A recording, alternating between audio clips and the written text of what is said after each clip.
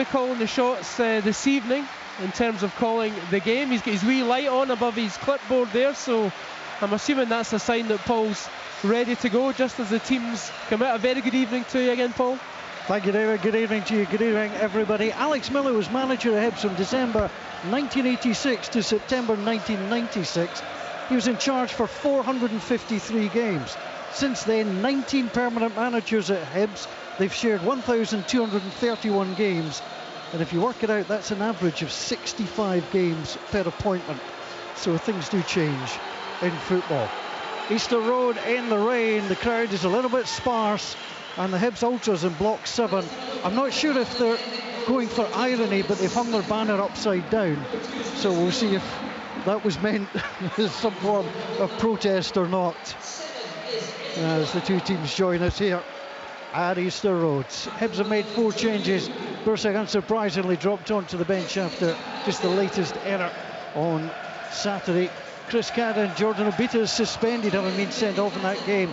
And Campbell dropped onto the bench. Smith, Ardale, Miller and Hoylett are the players in for Hibs this evening. Aberdeen, they make a trio of changes as well from the side that lost at St Mirren. Clarkson, Morris, Sokler all drop onto the bench. Keskinen, Duke and Kevin Nisbet, the former Hibs striker, starts for Aberdeen today. Aberdeen all in red will come from right to left as we watch from the back of the main stand here at Easter Road. Hibs in traditional home colours, the green jersey with the white sleeves, white shorts, the green socks topped off with white. And Warren O'Hara just one hair on to Lee Miller. A little word there. Jack Ardale, he'll be in at left back, chatting with the other centre half, Rocky Bushiri. And referee Callum Scott with his 4th Scottish Premiership game of the season gets us underway. Aberdeen play the ball out wide onto McKenzie. On to Duke. Duke leads the ball back onto Malloy. Some fireworks going on. Let's hope there's fireworks on the field as well. Devlin plays the ball forward. Knocked out of play by Jack Ardale on that left-hand side to Keskinen going across there. Aberdeen, Mitov and goal. It's Devlin, Rubezic, Malloy, McKenzie, Shinnie and Nielsen. And it looks at the moment Keskinen, McGrath, Duke and Nisbet. Well, I was just looking at the setup from Hibs, and I think Scoop might be right. Looks as if Iredale's just tucked in ever so slightly as a left-sided centre-half. And 2 wing-backs in Lewis Miller and Nicky Cadden. Yeah, we'll keep an eye on how that goes as the ball gets played forward. Here's a chance for Nisbet up at the edge of the area. Goalkeeper comes out and gathers.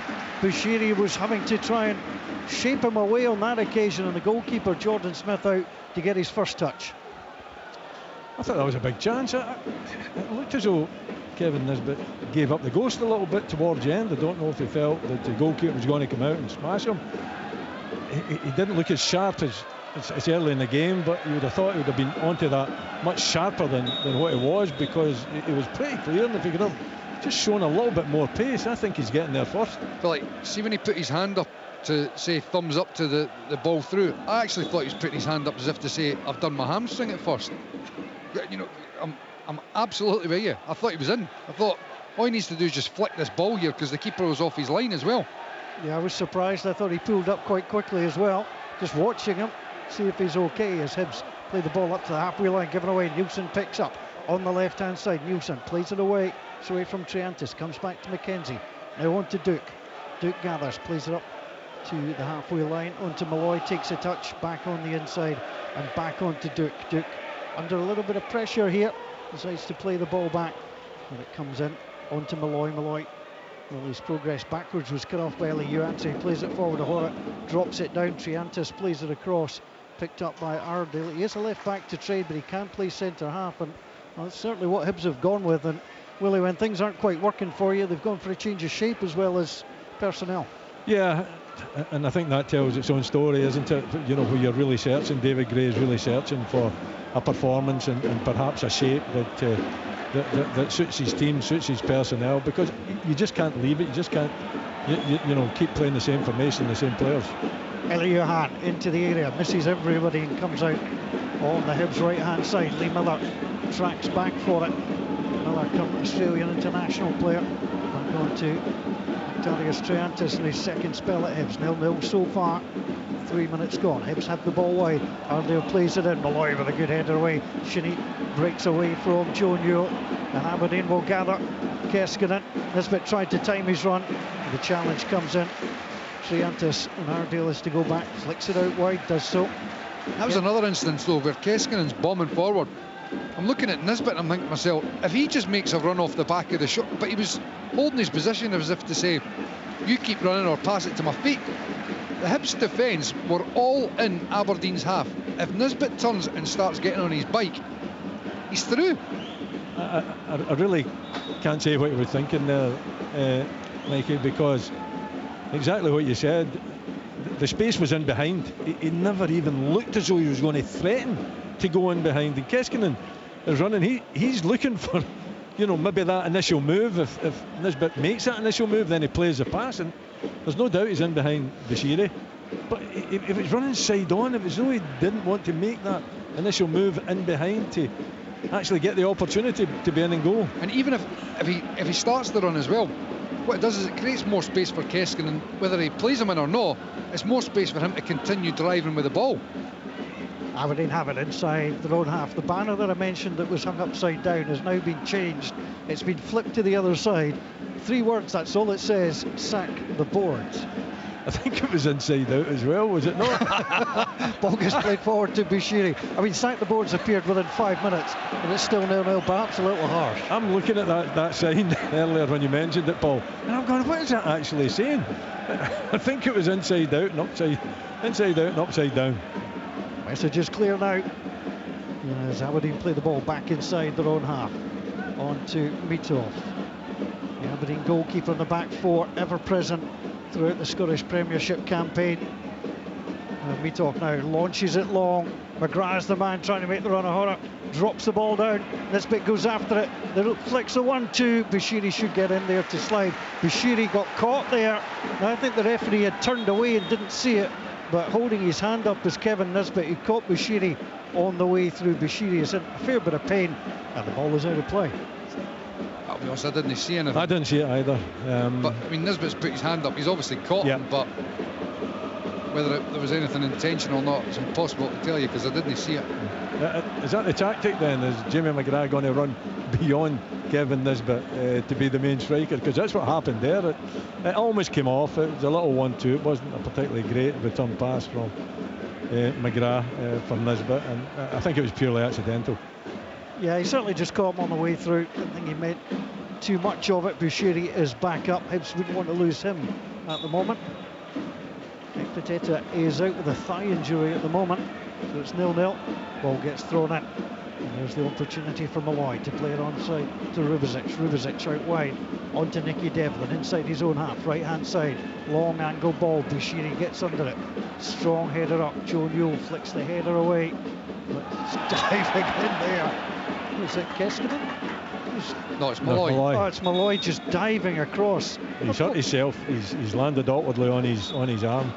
I was just wondering what a central defender was doing up there, throwing himself at that. Didn't really seem to be much chance of winning it. Now he's hurt himself, so it's not been right to be a centre half without getting yourself injured, although I think that goes down as self-inflicted, Willie, rather than anything. That was a poor decision, yeah. I mean, there's no need for him to go in like that. He was out of control, actually. I'm surprised the referee's not having a word with him, because there's no way he was getting the ball either, and he's went right over the Hibs player. He's landed on his arm. I think he's twisted that arm. He looks okay, right enough, but when he went down, he seemed to be in a fair bit of pain, but all of his own making.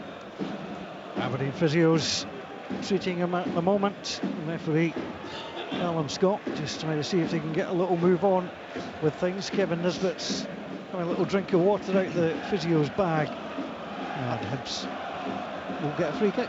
Aberdeen have looked, and it's understandable, and it's not a bad ploy early on in the game to, turn the opposition very early, stretch the game, get a bit more space in the middle of the park for your players to get on the ball. But as this game unfolds, clearly Jack McKenzie and Nicky Devlin are going to be in acres of space. They're the guys as an out ball look to build. Hibs with the 2 wing backs, and they're not high up the park. There's those full backs are going to be on all day long to look to just slide the ball into them and look to build the game for there. Ardale on the ball, on to Bushiri inside his own half, back to Jack Ardale making his Scottish Premiership debut for Hibs this evening. And he gets it back, now plays it forward, a little spill at Bolton before coming here. And Hibs gather through. Nicky Cadden scored in the last 2 for Hibs and lays the ball back onto Ardale. Ardale just knocks it across onto Joe Newell, Newell onto Bushiri, and Bushiri swings the boot, plays it out wide. Miller gets the head flick on, easily headed away by Nielsen. Nielsen tries to find McGrath, the ball runs out of play, and Lee Miller decides he's taking that. O'Hara has a look, plays the ball inside onto Bushiri. Bushiri onto Ardale. Aberdeen pressing through Keskinen, but it's just launched long, and Rubezic can take that on his chest. And a little bit of pressure from Hoylett. Horrible ball back to Mitov. Mitov has to swing and knock it high into the air. Hoylett tries to get underneath it. Rubezic wins the header to knock it away. Kahanovic is chasing back on the goalkeeper. Now the opportunity for Aberdeen, but Bushiri gets there, helps out Ardale. Keskinen was flying down that right-hand side. And the ball played out wide. Opportunity for Hoylett. Hoylett drives it into Eli Ewan. Ewan sends it back onto Cadden. Cadden outside the box on the left-hand side, driving for the byline. Good ball in. Rubezic makes sure there was no particular issue at the edge of the 6-yard box, but Michael Stewart, Hibs had 4 players in there waiting for that. Yeah, there was plenty of bodies forward. It swung back towards the defence and then quickly up again after. I'm not sure what Rubezic was doing with his clearance. Here's a little ball across. The head flick came in from Kuhanovic, couldn't make it happen. Miller heads it back across goal. Newell was up there, breaks off his back to the edge of the area, and Keskinen gets it away from the edge of the D. Hibs will gather again. O'Hara plays it out wide. Here's the opportunity for Miller. O'Hara again, back on the inside. Triantis onto Bushiri. Bushiri lines it up. Ardale plays it across. Triantis comes short again, tries to play it forward. The initial block by McGrath. The ball will go out of play on this right hand side. Lee Miller, beg your pardon, Lewis Miller will take. Lewis Miller, 6 caps now for Australia. And now here's the opportunity. Triantis plays it forward. Hoylett was shoved off the ball, but not according to the referee. Keskinen's challenge was fair. Shinnie calls for it. It's very short. Hibs players getting right round the ball and winning it back quickly. Newell gets it onto Nicky Cadden. Cadden coming down that left-hand side, out wide onto Junior Hoylett. Hoylett flicks it past Devlin. Cadden races towards the corner flag. Shinnie goes across with him. That breaks off the heel of the Hibs man. I think there might have been a pull anyway, free kick. I'm surprised. I thought that would have been given as a free kick.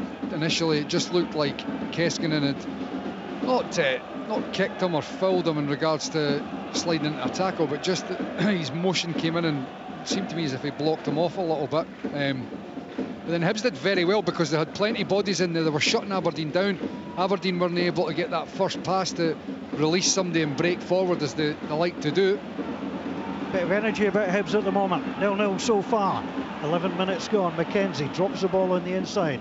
On to Nielsen. Nielsen looks up. Plays it across onto McKenzie over the halfway line, advancing away from Kuhanovic.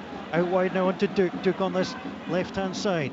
Duke pulled the ball back onto the right boot, then sets it up for McKenzie to get the cross in. It's low. It's hard. McGrath sends it towards goal, and Bushiri got the first touch to take it away from his goalkeeper, and then turned the ball behind. I thought the goalie was saving it, but Bushiri just in a difficult position and made sure he got it away.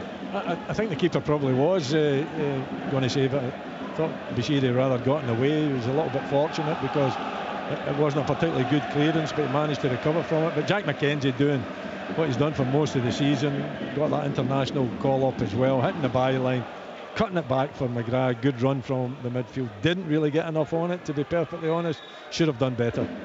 First corner for Aberdeen from the left-hand side, whipped in by McGrath. Ball breaks down. Kahanovic gets it away. The only player left back is McKenzie, who is the left back. Ball gets played back. You look at that last attack though, and it was just, what I was mentioning before, acres of space in the wide area. Jack McKenzie actually had it before it. He popped it in field, and then when he got it back, he had even more space than before, and he was completely unopposed as he went up the park and played a wee 1-2, getting towards the byline. Very easy for Aberdeen to attack there. Euro forward on Daly Ewan. Ewan steps away from his man, 20 yards from goal. Gets away from Shinnie, tries to shot. Good effort. Good save from the goalkeeper. Diving to his right-hand side. Fisted the ball behind. It's a corner to Hibs. Daly Ewan with the chance. Dimitar Mitov for the save. That's good play. Good attacking play for Hibs. Ewan skipping past a couple of opponents and getting a good strike on goal. Too close to Mitov to really get it past him though. Good strong goalkeeper, you expect him to make that save, but positive play for Hibs, and you can hear the crowd are getting behind it. Corner kick will come from the Hibs left. The obligatory pushing and pulling going on, and Bushiri up against the goalkeeper. The referee just warning Rocky Bushiri, giving him a bit of a telling to be honest, just get on with it, and if he's fouling, give the foul. Corner kick to come from the left-hand side. Referee Callum Scott watching on. Corner will be delivered. Hibs now make the move. Into the middle it goes. It's Nisbet who wins the header. Breaks out wide onto Cadden. Cadden feeds it back onto Hoylett. Hoylett dropping down. Will he go for the byline against Kiskinen? No, he cuts inside, gets it across. And Kevin Nisbet again gets the header away. You see that last attack, obviously the good play from Hibs. It all came again from a slack bit of play for Kevin Nisbet. There's been a few moments where he's looked just off the pace. Yeah, he's not started any of the last 5. He has had some minutes off the bench, but just looks a little bit slow at the moment. He'll try and grow into this game. He's the last person that seems to be facing if he's going to find some of his goal scoring form at double figures in his last season at Easter Road. As Jordan Smith plays the ball away, little head flick down by Rubezic, headed back by Newell. Rubezic slides onto the ground. McGrath gets away from Newell, puts Newell on the ground.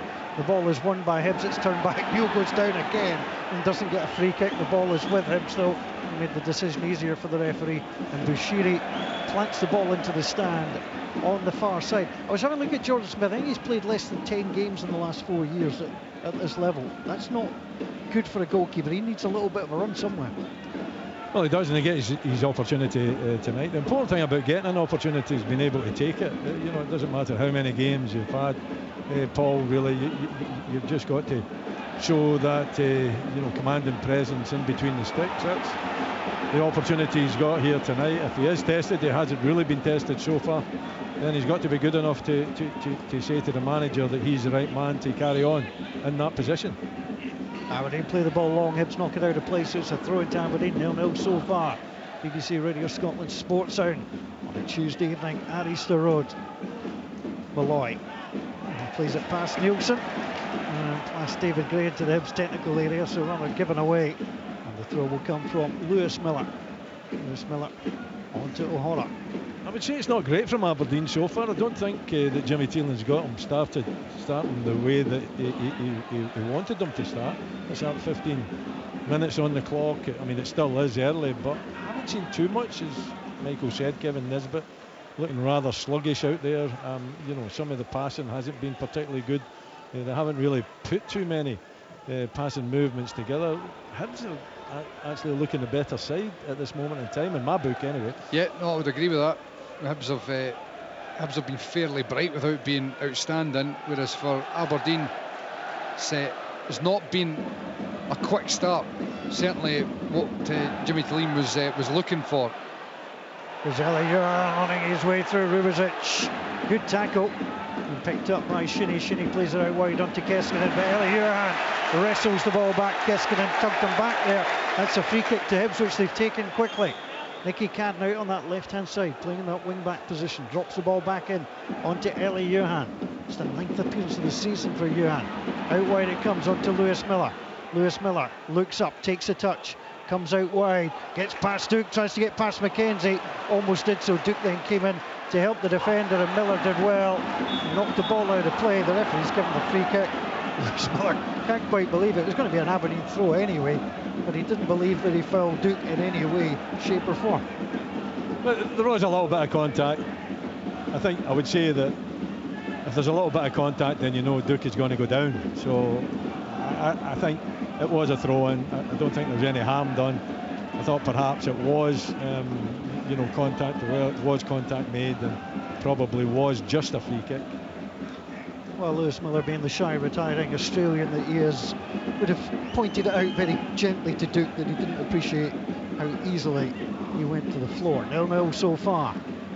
Driven forward, Dimitar Mitov, Bulgarian international goalkeeper, sends it forward, headed back from whence it came. Our assistants are Jonathan Bell and Graham McNally this evening. Our fourth official is Ross Hardy. For some reason the SFA seem to hide the names of the fourth official on their website, and it's left to knowing it on the day. It's Ross Hardy, it says on the team sheets. Ball gets played forward by Aberdeen. Keskinen from Shinnie inside onto Nisbet, trying to get the touch away, couldn't do so, lays it back. Devlin with a chance, deflected. That's going to be a corner, and again Nisbet finding himself, Michael, in a good position and not quite sure what to do. I just think he's caught on his heels a little bit. I mean, look, you mentioned the fact he's not started in the last 5, and you can sort of see that at the moment. He's just not quite on his toes and anticipating. Good play for Keskinen. You know, look, the back three, you would imagine, and I think perfectly situated and set up for Keskinen to go and attack in between Iredale at left centre half and Nicky Cadden at left wing back. That's the area he just loves to go and attack. And it was a big gaping hole there that Keskinen was exploiting. As Graham Shinnie is taking this corner from the right hand side, whips it in. O'Hara got the header away, back into the mix, he gets it away again. It's Keskinen who returned it for Aberdeen, and trying to chase to keep it in was Graham Shinnie. He wasn't going to do so, shouts at the ball boy to get another ball before the other one reaches him. That's going to be left for Nicky Devlin. Devlin looks ahead, sees what his options are, not seeing any movement in red at all in front of him. If he was walking at the moment, Nielsen walks away from him. Well, Nicky Devlin looks like he's unimpressed. He eventually throws it in to Nisbet. Nisbet down the line, flicks it on. Keskinen tries to get the head flick onto it. He reaches into the box. He's still inside the area. Tries a little twist and turn. Arndale's with him, and then Nicky Cadden comes across to make the tackle. Tries to drive it down the line. Does so. Kaharovic won't get there. The ball has gone out of play, and it's going to be a throw into Aberdeen. Yeah, I mean, eventually it worked out okay for Aberdeen, but it wasn't impressive, the throw-in, was it? There was very little options. You know, and you would have thought that that would be something that they would be working on. It's actually quite easy to get possession from a throw-in if you've got some set plays that you've already practiced, but it didn't look as though Aberdeen had much you know, to offer on that occasion. Oiler away from Shinnie, plays it out wide to Miller. Miller into the area. Rubizic takes zero chance, heads it behind, corner Hibs. Good play, more good play. Junior Hoylett spinning away from a few tackles in the middle of the park and seeing the space in the wide area. Lewis Miller getting the ball at his feet, and he puts in a good ball. Kukarovic is just a little bit sort of slow to see that he needed to try and attack that front post space, but in the end an easy enough header for Rubizic to clear. Nicky Cadden prepares to take the corner. This from the right hand side. We're watching down to our right from the back of the main stand at Easter Road as the ball comes in. Mitov doesn't get there, and Bushiri goes up, wins the header and knocks it up and over the top. Not a noted goal scorer. Rocky Bushiri has certainly never scored for Hibs. This appearance number 77, but he got free. He did, yeah. It was off the top of his head. He was never going to get it in target, but why I had a smile on my face was that, you know, you've got Mitov doing high fives with Devlin there. If it was me, I would be giving the goalkeeper an absolutely dog's abuse. He was nowhere near coming for that cross. He was getting in the way too. You know, we're fortunate that Bushiri couldn't get up above and get the header down, but it was poor goalkeeping. Why are they? Maybe it's something new in the game. Maybe it's the way they kind of a bond just now. But I think you can bond by having a real blast to one of your teammates. Positive reinforcement, isn't it? Ball gets played out wide. Jim Leighton's probably still shaking as the ball gets played out on that left hand side. Again, Ellie Young gets the ball. He's fouled Rubizic that time, and another chance, Michael Stewart, for Hibs to drop the ball in and see what problems they can cause. Yep, it's Rubizic just getting sucked into a tackle there. Look, as much as I wouldn't be playing Eli Johan in my own team, he's been bright so far in the opening 20 minutes or so. He has actually looked like he's capable of doing something tonight, although having said that, still obviously nothing has happened yet, but it looks a wee bit closer to doing something, and you know, credit to him because his performance so far has been all right. Now involved in the last 6 games, Elliot, and Cadden fires the ball in, the goalkeeper comes, doesn't get it, but there's nobody in behind him. Lewis Miller tried to get in there, it was just a little bit high for him, and it sweeps all the way out. It's going to be a throw-in to Aberdeen, but Mitov went to wonder. More high fives as well, that just does me in. Mitov's nowhere near it. It was worse than the earlier cross into the box. He's absolutely nowhere near it. You've got to read the flight of the ball as a goalkeeper. You've got to have a bit of composure in there, and he certainly hasn't showed that in the last 2 occasions, and very fortunate again to get away with it. Would never have guessed that it irks you. Michael Stewart, Willie Miller, myself, Paul Mitchell here at Easter Road. Ryan McLaughlin is pitch side. He'll keep us up to date with all the happenings down there. As Arndale wins the ball, gets it forward onto Cadden as Aberdeen are slow in the defence. This is a positive performance for Hibs so far. No wins in the last 4 at Easter Road. They've drawn 2. That was Hearts and Dundee United, and they've lost 2. Motherwell and St Mirren. Long ball forward, too long on that occasion. Well, what Hibs have been able to do is they've been able to get themselves onto the front foot and stop Aberdeen. In the first 5-10 minutes they were playing those longer balls and turning Hibs, which I was saying early on makes sense. It allows to sort of open up the midfield and create a bit of space, but the game's become very bitty, and Hibs have been able to get right up on top of Aberdeen, and it's not allowing them to play those balls over the top, and it's become very scrappy. And Hibs at the moment have been the team that have been on the top. They're the ones that have been able to actually knock it about a wee bit. Aberdeen have not been able to build the game. Jack Arndale plays it onto this right-hand side, but he overcooked it that time. Former Aussie Youth International player.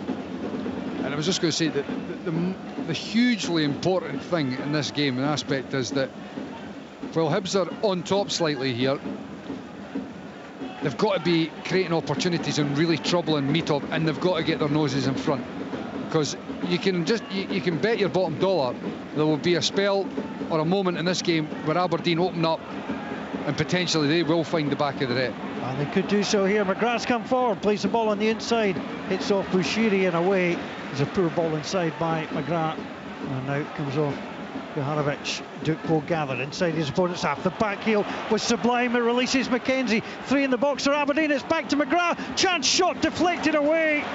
McGrath's down. I think Bushiri got the ball away, and it's thumped clear. Jack McKenzie is yelling at the referee for a penalty, and there may be a VAR check coming here as that ball got knocked away as McGrath went down. Ball's out on the far side.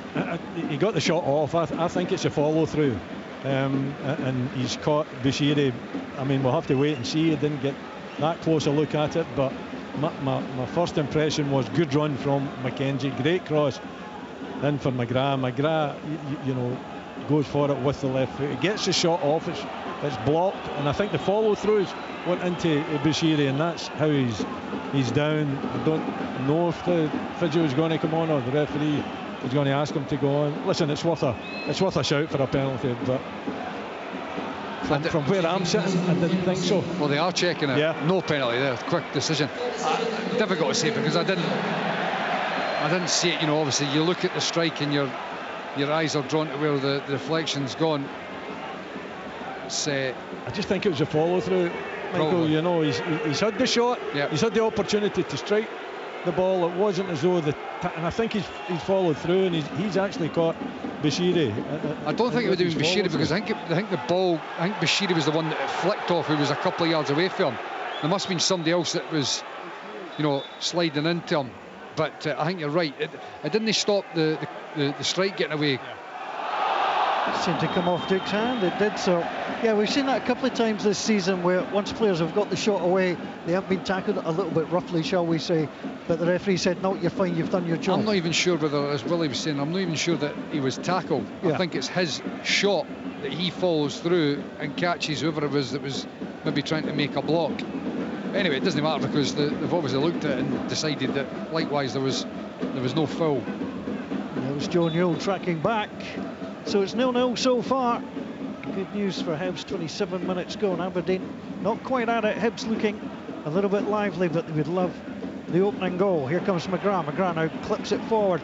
Mahara goes back, has to try and play it away down the side. He does so into Lewis Miller. Miller gets the ball away. He's taken down by Jamie McGrath. There'll be a wee warning coming there. And if he does that again, he's going in the book. I don't know about you, Willie, but Duke's looked a wee bit off it as well.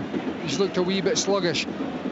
I get what Aberdeen are trying to do. You know, they look to do it a lot. You know, the ball's breaking, turn the defence quickly, especially force this Hibs defence into actually making something happen, or they've got to make a decision. But even when they're playing that ball over the top, Duke's not even alert to it. He's like 5 yards off. It becomes fairly comfortable for O'Hara to be able to deal with it. Yeah, I mean, Keskinen's looked he's the one most threatening of the front three, but Kevin Nisbet there's nothing coming from him. He's not making himself a target. He's not really looking for the ball in behind either. So, and I don't think Aberdeen have had any real control of the midfield. I think Shinnie and Nielsen, has Nielsen touched the ball? He hasn't had too many touches. Oh my word. Lovely ball through by Mackenzie onto Duke. Hibs defence just partied for it. Duke with a chance to get it in. Lewis Miller. I mean, see, he's a full-back supposedly. He's playing as wing-back. The same principle applies.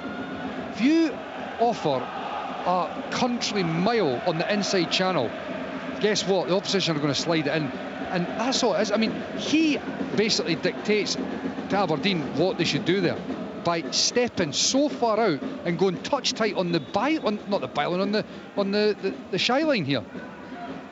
Corner kick worked in. The goalkeeper comes for it, doesn't get it, breaks off Miller, but it was a push. And that was away. And again, it's another goalkeeper coming. Another goalkeeper flapping in the air and not getting it, but the whistle had gone. It's not a good night for goalkeepers, is it? I mean, I don't he know. Didn't get a high five, though. He didn't get a high five, no. He didn't deserve one either, because again, he's not judged the flight of the ball. He's came out and, okay, there's a little push on him, but even without the push, I don't think he's getting it. How difficult is it really to go from the back two that Hibs have played for most of the season, all of a sudden to play at the back three, and that has a knock-on effect, as Michael was saying, on Lewis Miller. Don't ask me about a back three. You're the wrong person. Although when I was manager, I did play it. It didn't work then either. 0-0 BBC Radio Scotland. 30 minutes gone. All the action here at Easter Road. Opportunity for Mackenzie over the halfway line. Oh, he was in. Dinked it forward straight off Miller's head. Jamie McGrath was in. Just didn't lift the ball enough. He didn't, you know, the right-sided centre-half O'Hara was getting pulled into a wider area with Duke, and McGrath was making a run right through the heart of the defence. I don't think Mackenzie needed to try to clip it over Lewis Miller's head. I think there was space for him just to slide it, like actually just down the inside into McGrath's path on the deck. Jack Iredale has to take the ball and knock it out of play on that far side as Aberdeen push again down the right hand side. Last 10 years these sides have met 30 times in the league. Hibs successful on just 6 occasions. Aberdeen take 3 points 50% of the time. Shinnie plays the ball into the box. O'Hara will leave it for his goalkeeper, who yells, and he'll take a touch and roll the ball out onto Lewis Miller. Miller pursued by Duke, runs past the ball, runs Duke away, and Miller will gather inside his own half. O'Hara back to the goalkeeper once more. Jordan Smith listed at 6'1". See when wing backs and full backs get the ball and they're under no real pressure, honestly, for me, they're just so comfortable with passing responsibility on the defence, pass it back. There is nothing stopping full-backs and wing-backs on so many occasions that just opening your body slightly and try and hit somebody in an advanced midfield role or your striker. Go and play for there. You're literally on the side here. You know the game is all one way. It's not as if somebody's coming from behind you. Yo switches the play from left to right. Miller gets it outside the area, crosses in, breaks off Mackenzie, goes behind. Hibs have a fourth corner after 32 goalless minutes at Easter Road. You know what I mean in terms of no real pressure? You've got at least 3, 4, 5 yards. Just change your body angle. You know, if you're to stand there and go, right, you've got a channel of 5 yards, there's 2 cones, try and hit the ball between it. You'd be able to do it every time. Try and do that into a striker's feet. It's responsibility, isn't it? You know, it's actually taking that responsibility on board. Cadden plays it in, goalkeeper takes it at the edge of his 6-yard box, gathers, pushes away Kaharovic, who bumps into him. That's due a high five. Well, he didn't get one because he's got both hands on the ball. So you only get a high five when you don't actually take the cross. You get a mental high five when you catch it. Here's Duke gathering over the halfway line, lays the ball back onto McGrath. McGrath gets away from Triantis, played out wide onto McKenzie. Miller tries to close him down, slides to the ground, knocks the ball out of play as McKenzie tried to take it past him, throw into Aberdeen. It's a bit of spell from Aberdeen though, isn't it? You know, it's really the first time, 33 in the clock, that they've actually made an impression on the home team. Hibs have fallen out a little bit. Aberdeen have taken a little bit of control, but it's only been for a short space of time. From Aberdeen, 5 or 6 yards on the corner flag on the left-hand side. And they will take it sometime tonight. It's eventually thrown in onto Nielsen. Nielsen, a little twist and turn, plays it inside onto Shinnie. Shinnie now on the angle, back onto McKenzie. McKenzie drags the ball back onto the right foot, blocked by Miller. Out of play it goes. It's another throw for Aberdeen, who are just starting to press a bit more now, Michael. Yeah, a wee bit, just feeling their way into the game. Still, you've got to be looking for a bit more from a few of the players, but the slight sort of concern is for Hibs that they've been okay. It's 0-0, and you get a sense of Aberdeen just starting to make and feel their way into the game here. I've no idea what's happened to Lewis Miller here. He just dived and headed the ball. I'm not sure how he's landed on his himself. He's landed on his right arm. He is refusing to move that right arm. It's not moved at all in the last 20 seconds, and you just wonder if he's done damage to the wrist. Immediately Hibs, I think, send out Chris Cadden to warm up. Hibs physios are there now. Over half his body is off the field, but his knees and legs and backside are on the line and over, so we cannot continue the game. And again, they're being very, very careful with him at the moment. It's fallen awkwardly, certainly on that right side, the right shoulder. They're just paying some attention to now at the moment. He's slowly getting back to his feet and trying to stretch up. The referee will check him. They're now checking the elbow and the wrist as well. And he'll be asked to leave the field of play momentarily. And the referee just pats him on the back and gives him the bad news that he won't be on when the corner's taken. Yeah, I mean, I don't know if he had to really be as forceful with the header as he was. I think at times you've got to think about the game rather than just reacting to the ball that was going over his head. But anyway, he's fallen, really awkwardly. He's still suffering a little bit on the touchline, but we'll be back on soon. Opportunity from the corner for Aberdeen, swung in deep. The header back across, it's gone behind. And the referee says goal kick. Lubicic was the man who was up. It remains 0-0, 35 minutes gone here at Easter Road. BBC Radio Scotland. The home side have failed to win any of the 4 league matches last season. The away side won 3 without a home team scoring. And the game finished 2 apiece at Easter Road. So we're perhaps due something here this evening as Jordan Smith drops back. Miller is back on the field of play. No damage done. I'm surprised at that. Ball played forward on that far side. And there's a little touch taken on by Bushiri. Got there ahead of Kevin Nisbet. Forward it goes. Hoylett doesn't get there. Ball breaks to the side. There is the lesser spotted Nielsen as he loses the ball, and it's played on Dele Johan. Triantis being urged to play it out wide. He's done so. Nicky Cadden can take it in stride on that left-hand side. Cadden up against Devlin at the edge of the area, knocks it past him into the area. Graham Shinnie reads it and bumps the ball away into the stand on that far side. That was better from Hibs. Yeah, good, but also good defensive play from Aberdeen. Nicky Devlin would have been there or thereabouts when he got nutmegged, try to win the ball back, but didn't need to be because his captain recognised the danger, filled across, plugged the gap and cleared the ball. Aberdeen have won it. Keskinen in the midfield, gets away from 2, still going, being pursued by Triantis, gets the ball away, although he somehow gets it himself. He's going to try and take on Jack Iredale. He's quick. Yep. Iredale's quick. That's a couple of times he's been able to sort of match the run for Keskinen, and it's another moment where you're saying from Kevin Nisbet, run, stretch the game. Keskinen picks the ball up, and instantly he wants to go and commit the opposition. As long as he holds that line, he's helping the defence, because he's running into bodies. If he's got an out ball where he can just slip it past the back, defender, knowing that his teammates run onto it, or if somebody drops off with the run of Nisbet, it means there's more space for him to run into. But he's continually just sort of holding that line.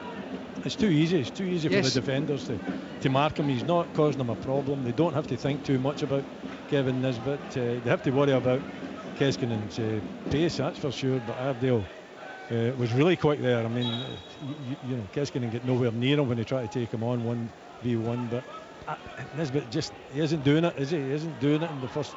And there hasn't been enough in the Hibs penalty box to give him a sniff. He's maybe had one, possibly two little opportunities in the box, but he just doesn't look fit for me. Doesn't look as though he's wanting to make these runs in behind, and that means Aberdeen are basically a man down. Here come Hibs, 35 yards from goal. Ewan on to Triantis. Triantis plays the ball out wide. There's Miller. Miller trying to gather. Back to Triantis, sends it across looking for Cadden. Little head flick came in there by Devlin, falls for Cadden, works a little 1-2 at the edge of the area, trying to take on Devlin. Devlin out with him, down by the corner flag, stops the ball from running out. Does Devlin, tried to flick behind him, ball goes out of play. It's a throw into Hibs, which they take quickly. And Joe Newell has it on that left hand side. Newell into the middle, Rubezic in the edge of the 6-yard box, breaks down to Ewan. Ewan cuts inside, tries the shot, breaks off. Nielsen goes behind. It's another corner for Hibs. You just feel that Rubezic needs to clear that ball better. I think he's got plenty of time to see the ball coming. The headers, basically right down to Johan. He manages to create a little bit of space, gets the shot away, and Nielsen is there. It's Nielsen that gets a block in on it, but better header required, I think, from the centre half. Corner kick from that left hand side. Opportunity to swing the ball in. Hoylett steps in, drills it in low. Duke with a header away that time. Back to the other number 11, Joe Newell, who rather whiffed at the shot. Aberdeen clear, but only as far as Cadden. Cadden plays it back out wide to the Canadian Hoylett. Hoylett, ball on the right foot, into the middle, headed down the middle. Joe Newell with the shot, deflected, and in! The Hibs captain puts Hibs ahead. It's a much-needed goal for the men from Easter Road. It pinged off a couple of players en route to the back of the net. Joe Newell doesn't care. Hibs 1, Aberdeen 0. Well, I was talking before in terms of Hibs just needing to find a way to win the game, whether it's a deflection or whatever. It doesn't really matter. The result is what counts. And 5 minutes before half time, a perfect time for them to get themselves in front. They've been bright, for large parts of the first half. They've looked to go and try and make things happen in the final third, and that was a couple of sort of waves of the attack there where Hibs were picking up second balls and keeping the pressure on. Aberdeen not able to really clear their lines, and that was a perfect example, dropping towards the edge of the box. Joe Newell had space to get it under control and get the strike away. They were late to close them down, and deflection. Mito's got no chance, sends them the wrong way. They deserve to be in the lead. Hibs have been the better side. Yep. They've been the more productive side. They played the better football. They've had marginally the better opportunities, and for me it's two bad headers. It's Rubezic first and foremost, and then it's Mackenzie that heads it straight to Newell, and yeah, they get a little bit of good fortune, but they probably had quite a bit of bad fortune so far this season, Hibs, as it flies into the back of the net after, I think it looks like two deflections off Aberdeen players. Yeah, I thought there was two. One of them certainly was Nicky Devlin, goalkeeper. Well, he could do nothing about it. He just pinged past them so quickly, and Hibs have the lead. Big questions, Aberdeen. They've come away for Paisley with a defeat. They've not been at it so far in this first half. It's been sluggish from a number of players, and now Hibs have got something to hang on to here. They're at home. The crowd have got behind them because they've seen a little bit of urgency and a wee bit of desire for the performance. Aberdeen, they've got to come up with the answers now. They've been posed a few questions. Jimmy Teelan facing Hibs for the first time as the goalkeeper. That doesn't help. No. That does not help. Played back to him, took far too long. Well, Kevin Nisbet got on the end of it. He blocked that. He's been watching the Southampton goalkeeper. If you watch those goals against Liverpool, which were decidedly awful. He was on the bench watching his own keeper on Saturday. Yep, very much the same thing. Here's the opportunity now for Hibs. Eli Johan starts to move forward. Hibs opening the scoring for the 6th time in the Scottish Premiership this season. They've won 1 of the previous 5. Aberdeen have come from behind against Celtic, but couldn't come from behind against St Mirren.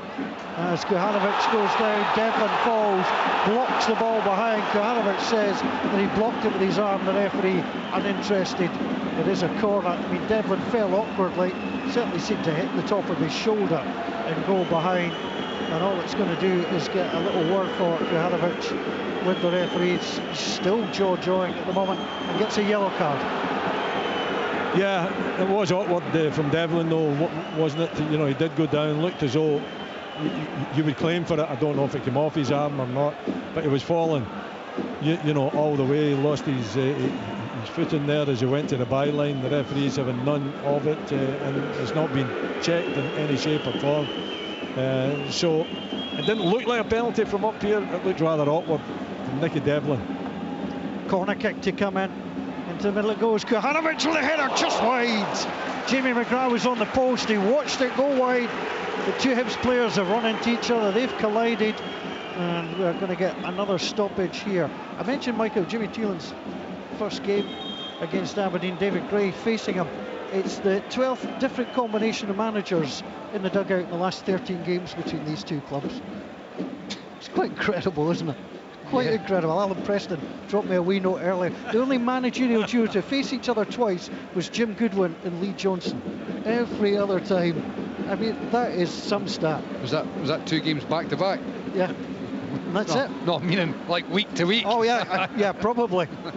Unbelievable stuff though, when you think about it, how it has all changed so quickly. Well, what's changed around Easter Road tonight is Hibs have the lead. David Gray is happy. The other thing I noticed that Aberdeen played here last season. Clarkson, Polvara, Majowski and Boyd were the goal scorers in the 4-0 win that did for Nick Montgomery. Well, none of them are playing tonight. Polvara and Co not available as Hibs slowly get themselves.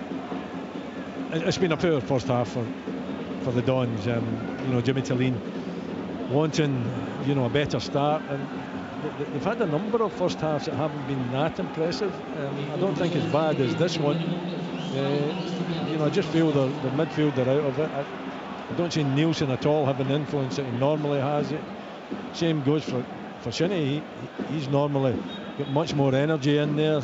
I just feel that Nisbet's done nothing up top, and Duke is rather anonymous so far. Well, it's Hibs with the advantage at the moment, leading by 1-0. In 16 goals in the last 4 Scottish Premiership meetings at Easter Road, and Hibs have the opening goal here tonight. Came from Jonio. That's poor quality for Nielsen there. You know, he's trying to drop a ball over the top. Aberdeen, they need to get back to basics. The full-backs are their out ball. That's where they've got space to start to build and commit players. They've got overloads in the wide areas. They've got 2v1s. You've got Duke and Mackenzie here against Lewis Miller. They've been trying to play these balls over the top far too often. They started the game doing it, understandable, and they had a little bit of joy with it. Stretch the game, get your ball players in the middle of the park on the ball. They need to stop and they need to start getting the ball played. It was an accident, that. Yeah, so Lewis Miller's gone through, Jack Mackenzie's gone down, he's slid, he's won the ball, and he has caught a boot possibly just above the eye. It was a complete accident. I don't think anybody thinks otherwise. Well, the referee does. That looked accidental to me, Michael, but the referee's shown the yellow card. Well, I said it at the time. I mean, it's unfortunate.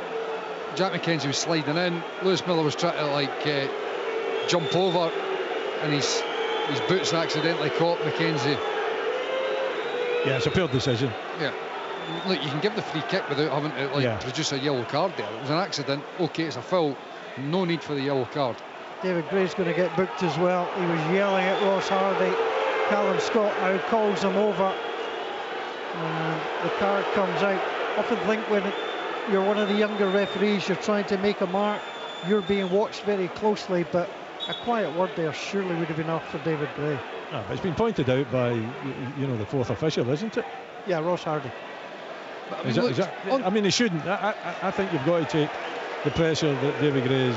Yeah. I don't know what he said down there, but it didn't look, and it was a wrong decision by the referee as well. We all know that it was a wrong decision, so just calm it down. Just to a certain extent, just ignore it. Yeah. You know what I mean? Turn around and say, have a quiet word with David Gray yourself. You didn't need to be getting the referee involved. But on the whole, I think Callum Scott's been all right. I think the ref's done fine. That was the wrong decision, but his fourth official didn't help him. Sometimes fourth officials are actually, the mere fact they're there is antagonistic. Yeah, they are pretty close. I mean, the conversation continues between them as McKenzie plays the ball over the halfway line, picked up by Kevin Nisbet. Quite fortunate to get that ball back, but he did so, and it breaks off Triantis through on to Duke. Duke trying to go into the area. Duke plays it across. Nobody waiting in an Aberdeen jersey. It's headed away by Iredale, and it's just not clear by Triantis. A little bit of panic at the Hibs rear guard on that occasion. Well, I think it's understandable, isn't it? You know, at this stage of the first half, you know, they're seeing, you know, they're one goal up. They want to get in at half time as well, and Aberdeen are putting the pressure on. McGrath to McKenzie. Miller went down, he slid, and the ball hit his arm. McKenzie then was complaining and trying to appeal for a free kick, didn't get one. But Hoylett's given the ball away straight on to McKenzie. McKenzie into the middle, the header! And Nisbet into good position. Bashiri couldn't get up. Straight at the goalkeeper in the end. There was no power on the cross. He had to transfer it himself, but straight at the goalkeeper. Yep.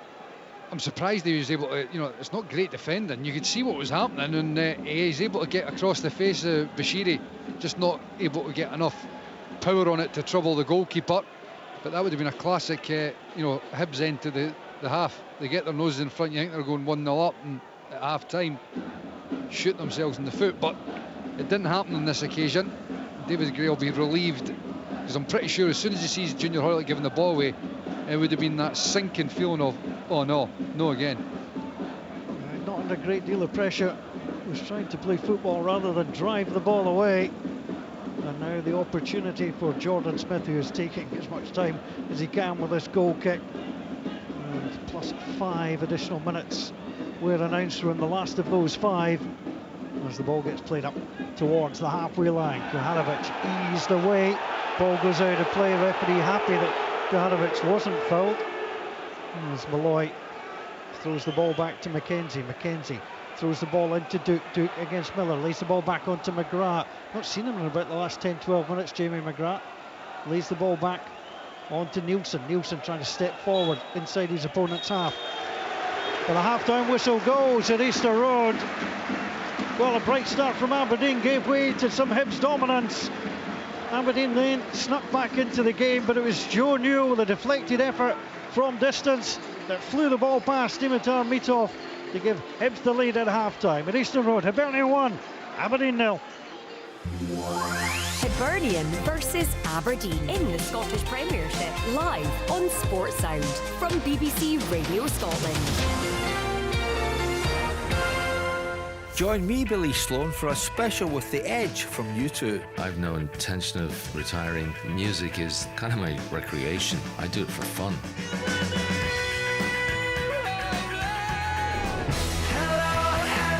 Bono's singing those songs. He's singing from a different place. We talk about how to dismantle an atomic bomb on the album's 20th anniversary.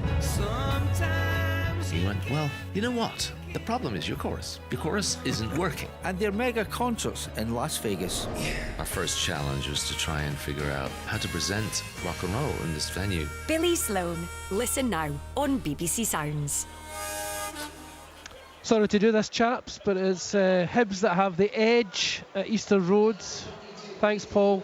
Did I get a high five for that, Willie? No, clearly not. So Hibs one up, and for once the boos at half time here, Willie, weren't for Hibs but for the officials.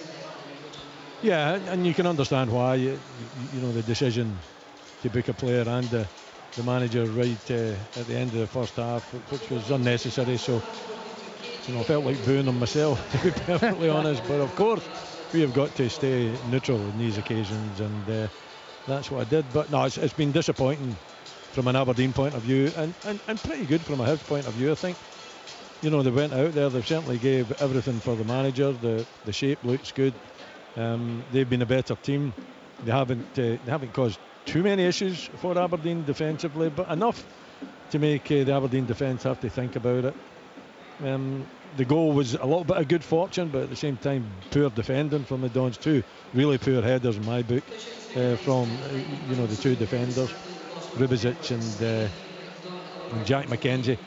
But Aberdeen have had no control of the midfield at all. Duke doesn't look. There will be changes at half time. He normally makes changes at half time. Does Jimmy Thielen. I wouldn't be surprised if Duke came off. Keskinen looked at times as though he was a threat and he had that pace and he was willing to run and take on defenders, but he hasn't had any help up front because Duke's done very little. And for me, Nisbet just looks just off the pace. He doesn't look as though he's a player that wants to make the runs that are required to be a threat in behind and get the central defenders tested. So from an Aberdeen point of view, poor, but from his point of view, I think they've played well. They've showed a lot of energy. They've been thoughtful in their build-up at times as well, and they've got the all-important goal. Yeah, we were over the green, Michael, for Yep. Hibs. That I'm sure fans are all thinking this might be the moment. This might be the moment our fortunes are reversed. I'm not too sure that they'll be thinking like that, because of the way things have been this season so far. They'll be sort of looking through their fingers and hoping that it is. But certainly that was not bad in the first half, considering how desperate things have been this season. The performance there from Hibs in the first half was not bad, all things considered. That's high praise indeed from you, Michael. I mean, and all, I'm being serious in regards to, it wasn't scintillating, it wasn't like glorious, but you're not going to expect that where they are.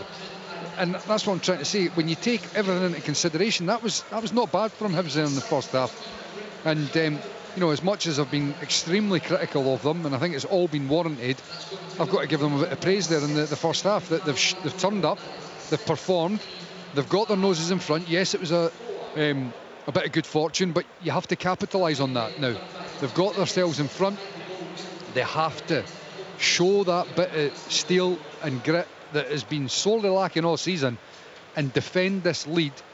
Try and obviously increase it, but make sure they get a clean sheet. If they get a clean sheet tonight, they've got 3 points. They're off the bottom of the table, and that is psychologically massive. That's the big question, Will, isn't it? Can Hibs hold on to a lead, something they've really struggled with? I think I said at the start of the show, they lost 14 points this season from winning positions. Yeah. It's concerning, and be in David Gray's mind, but he'll be happy with the first half performance, and I think that's all you can really focus on. He'll be asking for the same effort from his players, same energy from his players in the second half, and they've got the 5 defenders on there as well, we've got to remember. So it tends to be 3 centre back, 2, so it might be a little bit easier for them to defend that lead, and certainly David Gray will be hoping that that's the case. They've just been better all round, but Aberdeen have had a poor first 45 minutes, but that's not the first poor 45 that they've had this season. So Jimmy Thielen needs to get that magic dust and get it sprinkled on some of his substitutes and get them on, and give Hibs something to think about. They haven't had anything to think about. They've got the 3 centre halves in there, and Aberdeen have not really moved them. And I don't mean in regards to turning them, because they've tried to do that plenty, but it's all well and good try to turn them. It's where you're playing those balls from, and it's ended up being deeper and deeper, and the balls they're trying to play are now just becoming like long balls that are being competed for. It's not really turning the opposition. And I keep going on about this. Their full-backs are in acres of space, particularly down this left-hand side. That Jack McKenzie wants to go and attack, and he can link up with McGrath. Likes to play on that inside channel. I know he's playing as a 10, but he really likes to play on that inside left channel. You've got Duke as well, that's obviously directly in front of him here. You have got combinations to go and exploit down those wide areas. Keskinen, as we've already touched on, has been the main attacking threat. He's obviously on the other side. Devlin can go and link up with him. That is where you're sitting in there in the changing room. For me, Jimmy Thielen's got to be just clarifying to the players again. Look, full-backs, they're our out ball. Get them on the ball and look to build from there, because as soon as you get them on the ball, it's going to force Hibs to do one of two things. Either they need to step up and, commit and engage the fullback, or they sit in that position and the fullbacks can bomb forward and look to play little 1-2s in those pockets of space. Aberdeen don't need to start playing that longer ball. They're being pressed centrally by Hibs' two centre forwards, Juhan and Kukarovic, and the midfield in behind with Hoylett and Triantis and Newell are trying to press. But all the space in the wide area, get it into the fullbacks, look to build the game from there, and it means one of the Hibs players has to step out and engage the player, or they can bomb right forward up until the attacking third unopposed, as has happened on a couple of occasions. Well, there was one point, Willie, I thought it was just a matter of time before Aberdeen punished Hibs down this Aberdeen's left side, because Mackenzie was getting the ball into McGrath on a couple of occasions. He didn't really make the most of his efforts on goal, but I thought they were exploiting that well, and I thought it would yield results eventually, but it hasn't. No, it hasn't. Some of the balls from Mackenzie hasn't been good enough. A couple of them, yeah, very good. The one that he cut back to McGrath and had the shot, I think it was Bashiri that blocked it. I think you would like to see, from an Aberdeen point of view, you'd like to see Devlin doing more down the right hand side. I think Duke isn't doing enough. I just feel that if he's hanging in on that wide area, he's got to get the ball. You've got to get the ball out to him. And I don't think Aberdeen's had much control of the midfield. I think Shinnie and Nielsen have been poor tonight. Shinnie hasn't shown the energy that he normally does. Maybe the game coming too quick for him. He doesn't have that energy. And Nielsen the same. Nielsen has been rather anonymous, and the kind of feeding the ball from that area out to either the wide players or the fullbacks has been pretty non-existent. Nisbet for me is not doing nearly enough. He's not causing a problem. If you're a central defender out there, and they've got three of them, remember, he's too easy to mark. Is he coming short? No. Is he going long? Not on too many occasions. Is he linking? Now and again, but that's not enough. That's not enough for your striker. And one time I thought, Willie, he might have made a difference was when he closed down Smith, the Hibs goalkeeper at that point. He showed a real turn of pace and desire then that kind of had been absent. But that's been it. That has been the only time that he's shown that energy and that pace, that drive and determination, for me anyway. He's got to do much more. If you're looking at a target man, then your main striker, your number 9, then he's got to be able to give the opposition defender something to think about, and he hasn't done that. He's got to play on the shoulders, he's got to look for the ball, he's got to demand the ball more as well. So Duke and Nisbet's been poor. The two midfield players haven't done. McGrath's been okay and Keskinen's been all right. Like to see more from Nicky Devlin. So it's just not been a performance of first 45 minutes that I'm sure Jimmy Talene would be happy with. And Mitov's not looked very confident at crosses, Willie. No, don't start me again. I'll just calm down. I'm just winding him up. But Mikey, I noticed you said Eli Yuan wouldn't be in your Hibs, wouldn't be in your team. No. I've been impressed by him, and any time I come, mind you, it's usually when I come to see St Mirren playing against Hibs, and I see him in the starting lineup, always my heart sinks a wee bit, because I just think he's a bag of tricks and he can be dangerous. But you disagree. Yeah, I do. I mean, that first half performance from Eli Yuhan, again, very much like Hibs. It wasn't incredible, scintillating, outstanding, but it was good. It was good, and all things considered, where they're coming from, that's why I'm saying well played. But that is all too infrequent.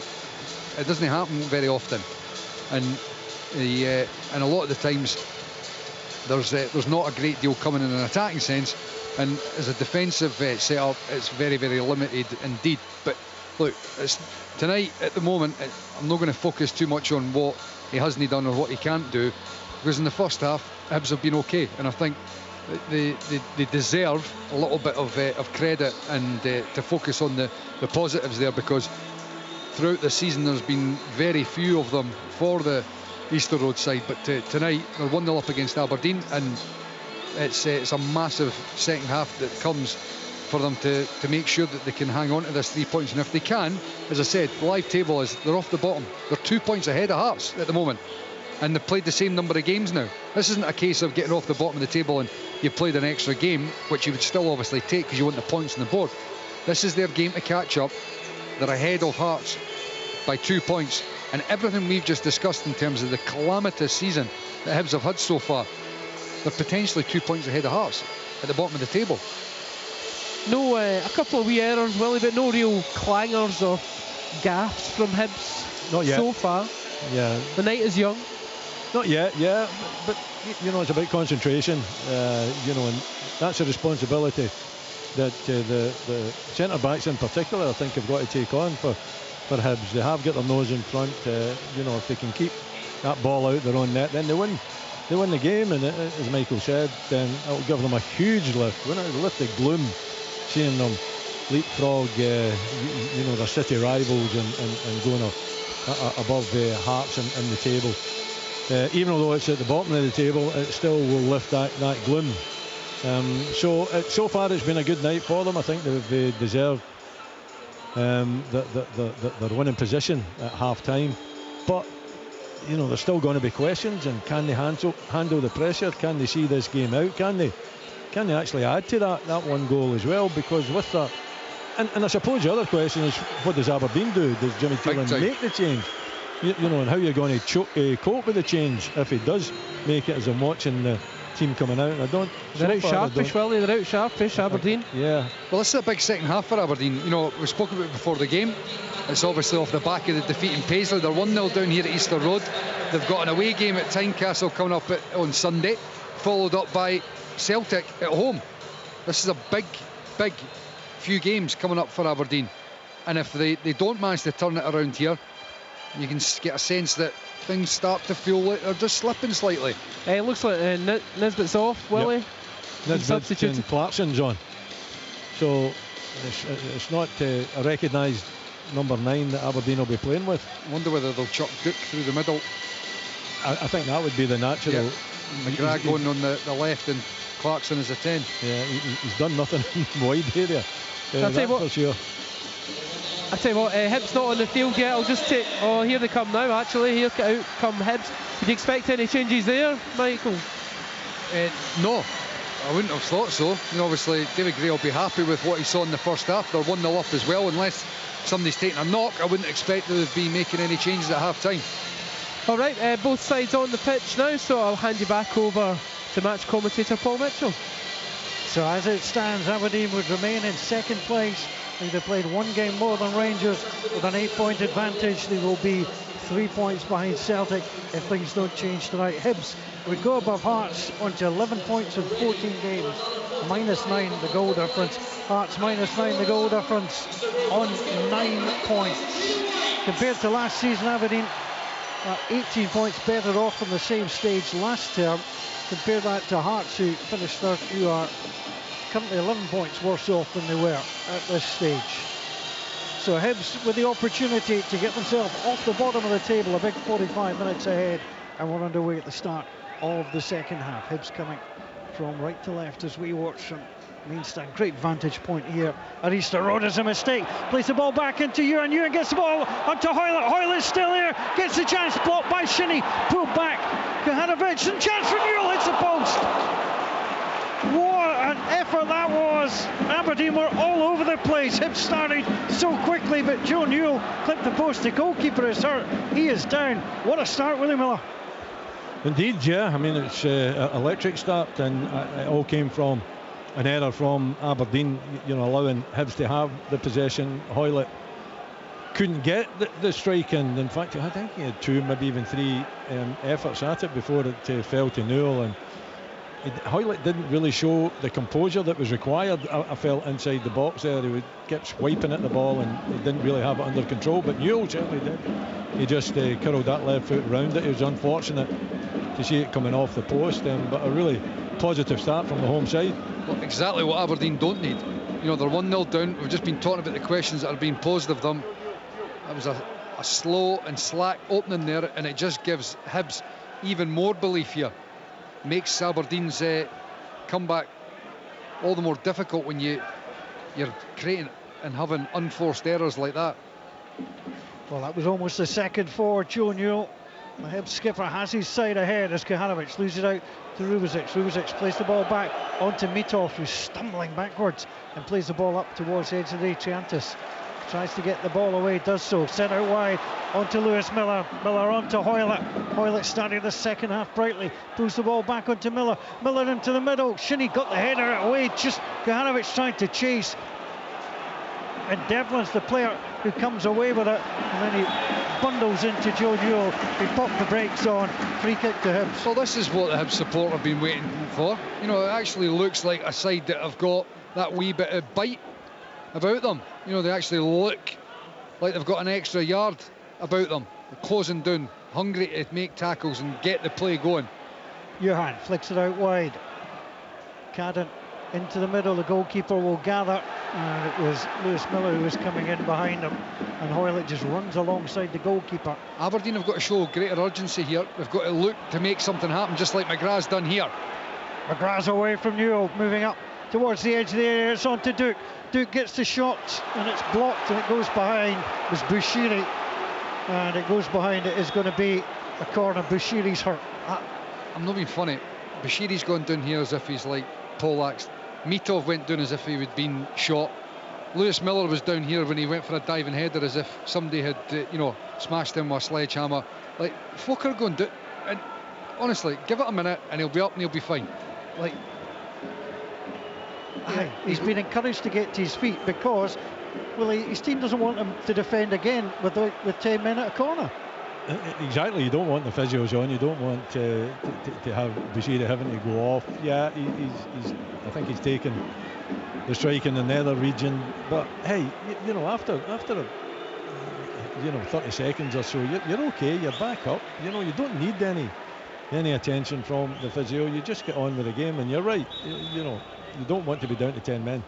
Clarkson plays the ball in, easy header away. Jack Arnold. And now it goes up towards the halfway line. Aberdeen tracking back through Shinnie. Johan took him down. Although again, Shinnie just popped the brakes on, won the free kick. And Hibs fans unhappy. And that decision was always going to end up like that. You put it down to experience, do you? He just played for it, isn't he, Graham Shinnie? He does that from time to time. It is him using all the experience he's got. And Johan, not using whatever he's got in between his ears really there, because I think we could all see that that's what was going to happen. Devlin plays the ball back to Rubezic all the way back onto Mitov. Aberdeen have now lost 13 goals in 13 Scottish Premiership matches. They have scored in every Scottish Premiership game this season. They need to do so tonight to take something. As Cadden fires the ball forward, Kahanovic chases after it. Malloy only had one thing he could do in his mind, and that was to put the ball out of play. Mitov was calling for it, and the defender decided not to take the chance. Yeah, but I think, if you show composure there, then you can play it back to your goalkeeper. Here's Hoylett by the byline, moving in towards the edge of the area, gets it across. Cadden with a chance! He's always going wide, we're right behind it, but he just dinked onto his left foot, swung at it, and sent it wide.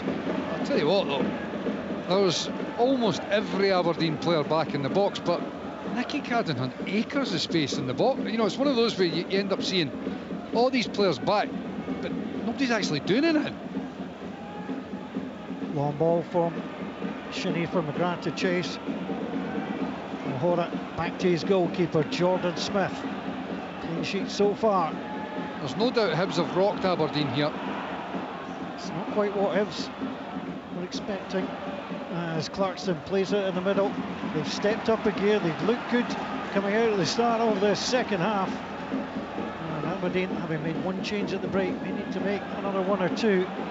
Here's Shinnie in the midfield for Aberdeen. Plays it across the centre circle inside his own half. Rubezic drops the ball down onto Devlin.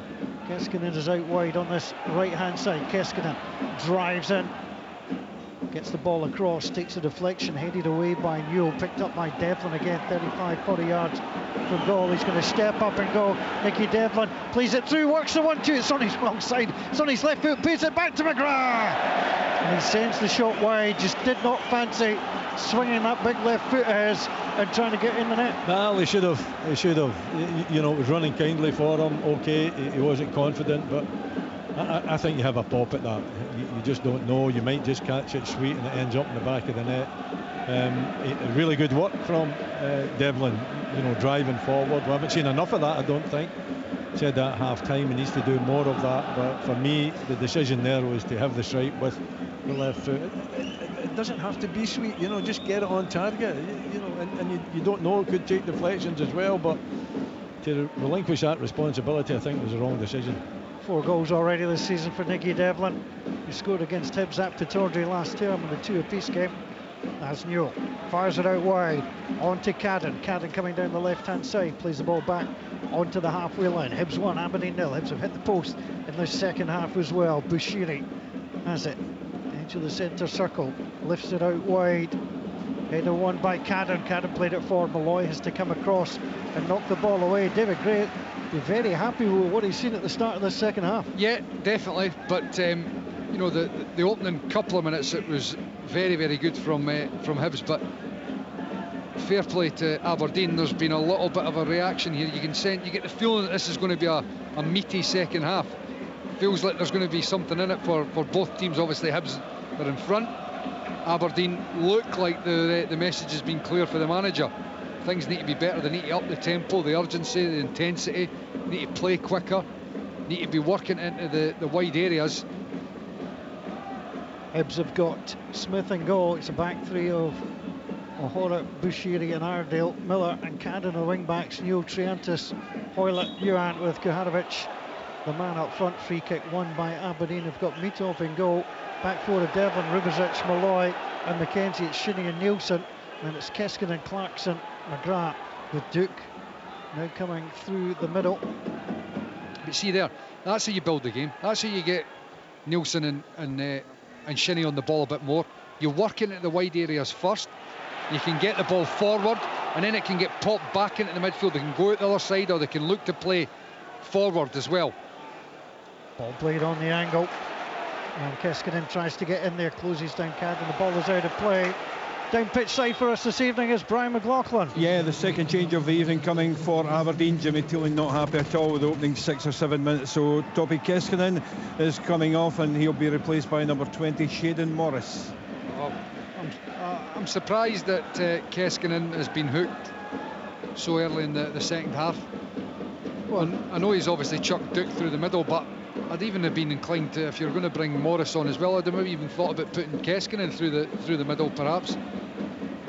Well, Duke on his 100th appearance looking to make his mark.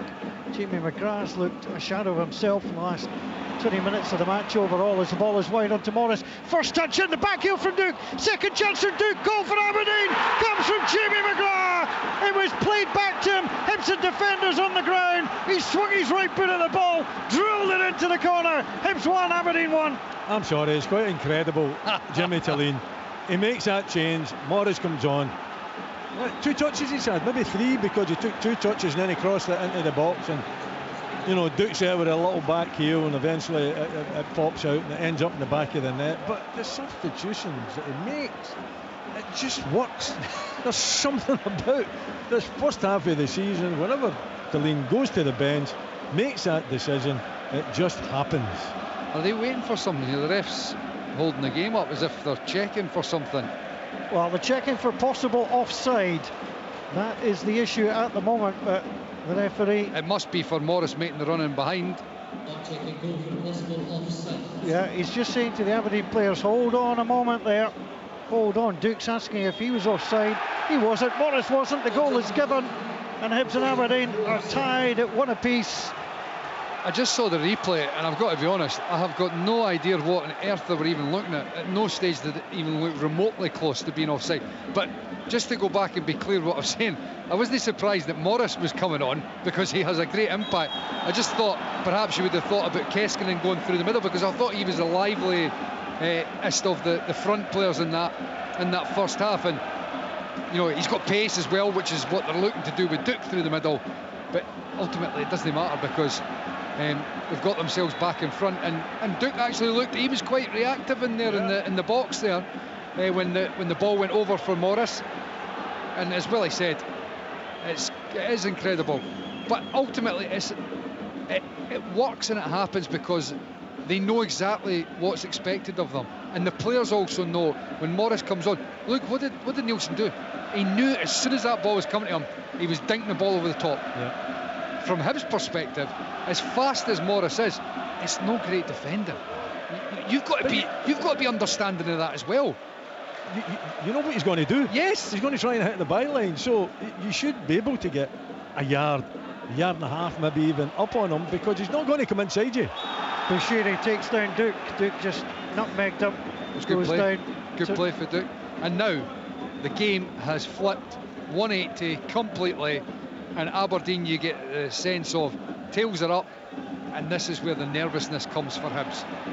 Long ball over the top, down towards Morris. It's the Aberdeen fans who have packed out the lower tier this evening and some of the upper tier to the stand to our right hand side. Not the busiest I've seen Easter Road for this fixture, but it is a Tuesday night towards the end of December, and because Michael Stewart and Willie Miller November are too polite to point out that 30 seconds before Jamie McGrath scored, I did say he could have been taken off. Reverse commentators first. I didn't hear it, Paul. Too kind. Here's the opportunity for Iredale. I just thought he drifted out the game, but all of a sudden, right time, right place, and Jamie McGrath popping up for his 5th goal of the season, 11 last term. So Hibs come forward down this left-hand side. Nicky Cadden looks ahead. The next little while will tell us a lot about Hibs this season. We can now deal with a little bit of adversity. 1-1, inches away from going 2-0 up. Been dragged back by the Dons. Now Chantis tries to play it down the side.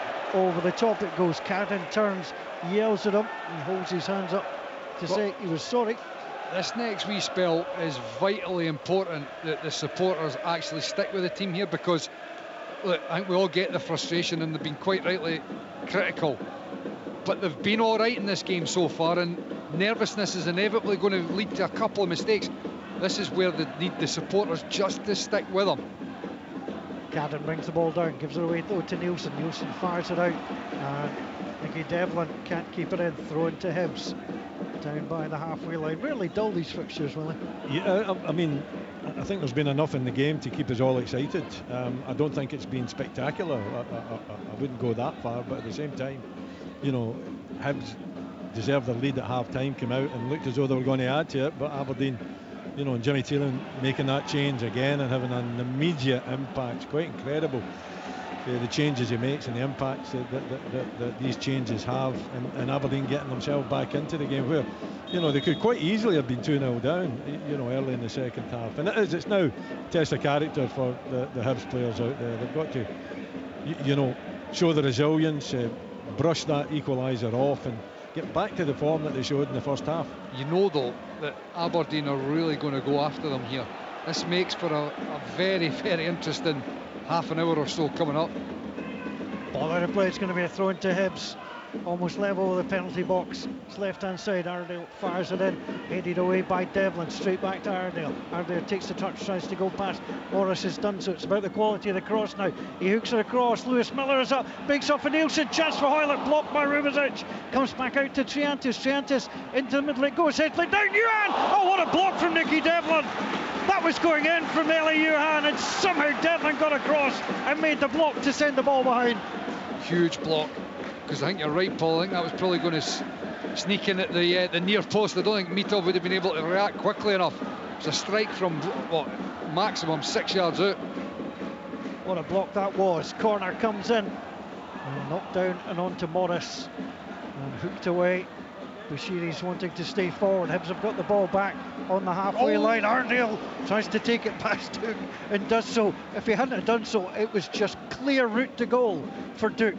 Here's the opportunity. Iredale chips it across. Gohanovic's looking for it. Tries to win the header, then there's a push. Malloy goes down, and the referee, well, he could actually indicate, because he's allowed to do so with his arms. It was so obvious, nothing he even thought he needed to. I know Iredale's left-footed, but there was no need for him to be cutting back onto his left foot. He could have stepped in front of Duke and still kept the ball on his left foot and taking Duke out the game. But to turn back like that, that's kamikaze defending, and they got away with it. Opportunity now for Aberdeen to build through Graham Shinnie. Shinnie onto Gavin Malloy. Malloy plays the ball over the halfway line. Looking ahead, McGrath's calling for it. McGrath still calling for it. Gets it played to him from Mackenzie. Mackenzie now up at the edge of the area. But Aberdeen will drag the ball back. Malloy's to chase slightly together on the halfway line. One apiece here. Kuhanovic.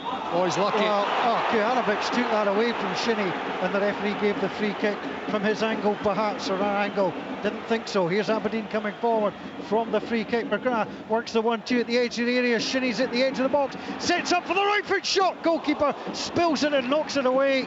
And Joe Newell gets the ball away from 16 yards from his own goal. Turns it away. What a game. Yeah, I mean, this is lively now. Really bright for Aberdeen. They were fortunate though. That, for me, that wasn't a foul on Shinnie. He tried to shield the ball from Kukarovic to begin with, and I think he just lost the physical battle.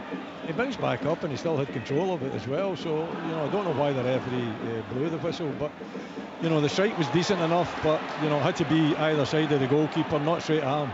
Euler, the former Don, plays it out wide on Taylor Johan. Johan drives it across, and Shinnie inside the 6-yard box has to touch it behind. Kuhanovic was right behind him inside that 6-yard box. Goes behind. It's another corner to the home team. 1-1. And as much as obviously there's been a good reaction for Aberdeen, Hibs still look as if they're capable of producing something here. It's a real end-to-end game at the moment. Oh, second top against bottom coming into the game tonight. Doesn't look like it at the moment, but Hibs one apiece. Nicky Cadden with a corner from the far side, looking to drop this one in and deliver. Swings it in, the goalkeeper comes, fists it. There's a chance, falling backwards. O'Hara was on the edge of the 6-yard box. It took forever to come down, and he got it up and over the crossbar. Mitov not clever on that occasion. Another change coming. Brian McLaughlin. Yeah, Mikola Kuharevic's evening is over, and he's going to be replaced by the experienced Dwight Gale for the last half hour of this game.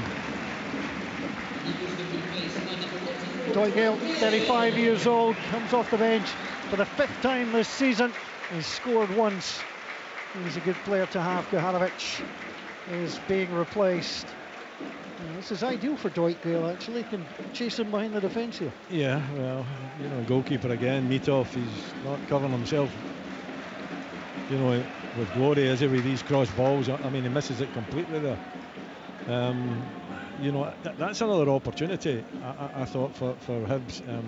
When the goalkeeper, he's inside the 6-yard box, okay, it's whipped in, but he goes to try and punch it, and it doesn't make any contact whatsoever. So, he's been fortunate on 3 occasions now that Hibs haven't got something off his poor cross taking. Hibs have won 6 of the last 9 Scottish Premiership at Easter Road between these sides. 1 draw. The matches they've lost, and they haven't scored. They have got on the score sheet tonight, but Aberdeen have equalised in the second half, and coming again by Morris. Morris terrorising Cadden, plays the ball into the middle. Jordan Smith will gather inside the 6-yard box, but Shayden Morris looks in the mood. Yeah, well, he's got that about him all season long. I just thought on that occasion, actually, Cadden had maybe just shown him the inside a little bit. He's won it again. Shayden Morris works the 1-2, but Duke Cadden should get there ahead of him, put some pressure on him and knock the ball away. It's going to be a throw to Aberdeen by the corner flag. Listen, he's difficult to deal with. He has got pace, and even although at times I think defenders could read him a little bit better and know that he's going to try to hit that byline, it's still difficult with the pace that he's got. He is a real game changer. Plays it down onto Devlin. Devlin gets it in. Duke trying to shield it off to Clarkson, but Hibs escape. And Eli Yuan now on this left-hand side, driving forward against Rubezic. Forced back to the halfway line. Terrible ball on the inside. Clarkson wins it. Accidentally played it to Duke, and Duke gets it out wide onto Morris. Morris into the middle. Bushiri could have put it past his own goalkeeper. Stretched and played it into the arms of the diving Jordan Smith. And Hibs, well, disaster averted there. There's been a couple of occasions where, we think about the one in the first half where Junior Hoylett gave it away down the bottom corner, and you're thinking to yourself, heart and mouth stuff for for the Hibs management team. That was most definitely another one of those occasions, but I think you said it and hit the nail on the head there, Paul. Danger averted.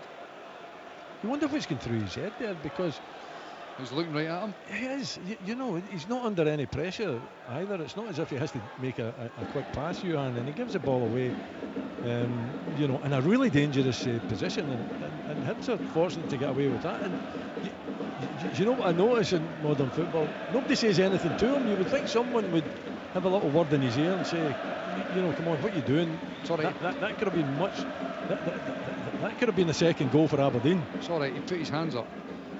Here comes Duke down by the corner flag, tried to lay the ball back, gives the ball away, and Miller sends it down to Gale. Gale wins it well. Good tracking back by Jack McKenzie, though. Aberdeen are hungry here. Yeah, that's been better from Aberdeen in the second half.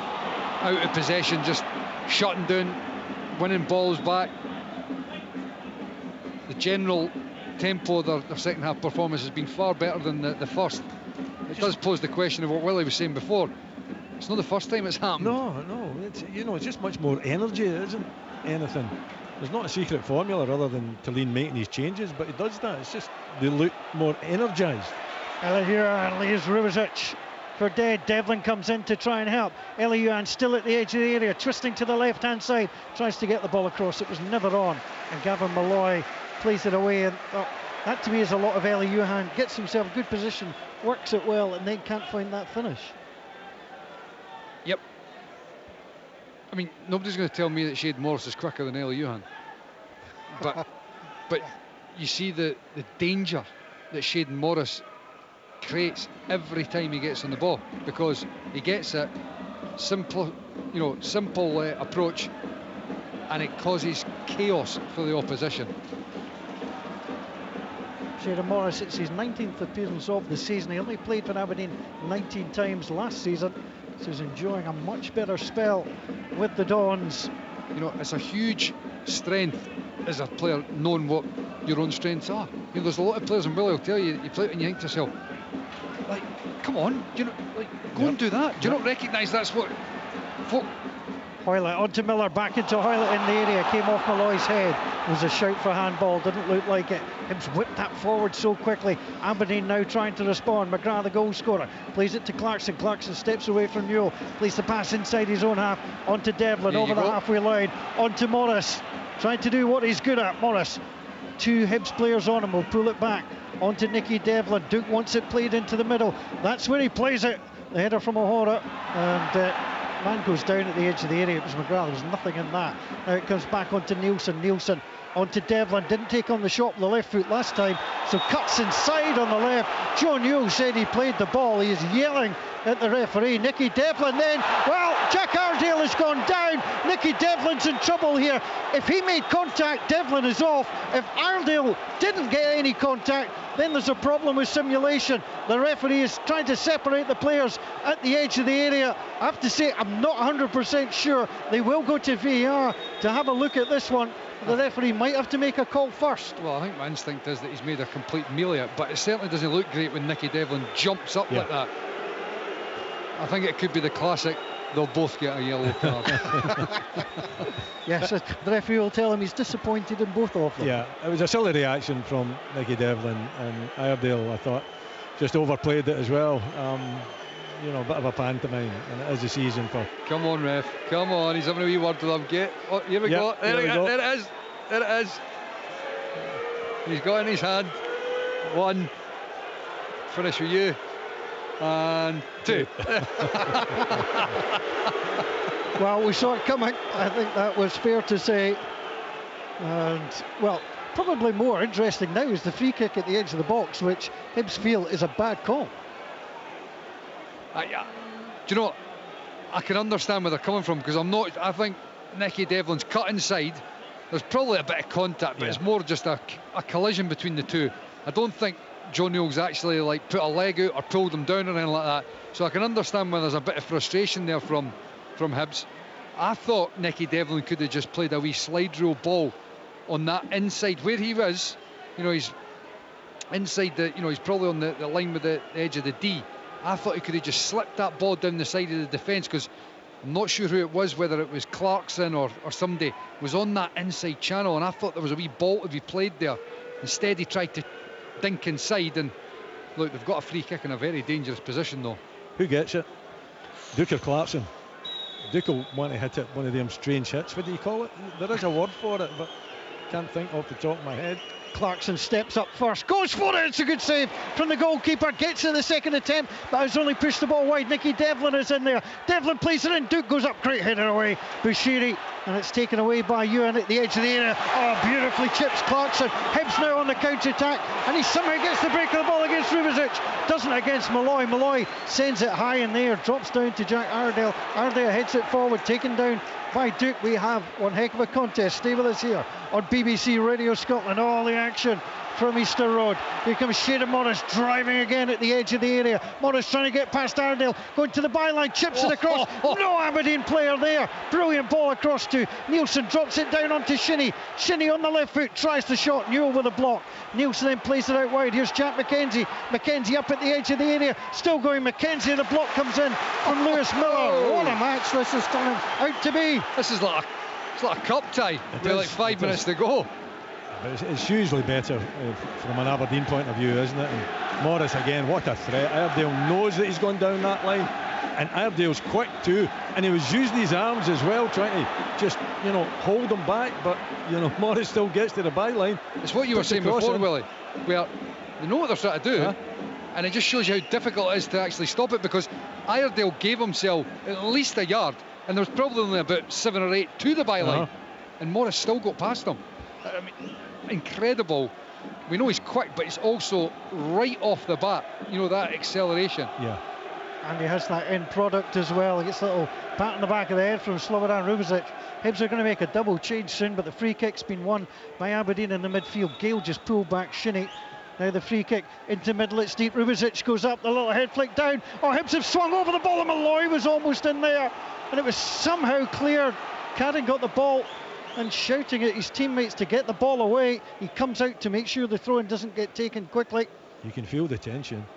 It's incredible. From a Hibs point of view, you can feel the tension begin to build with the fans, the nervousness that are going around this stadium.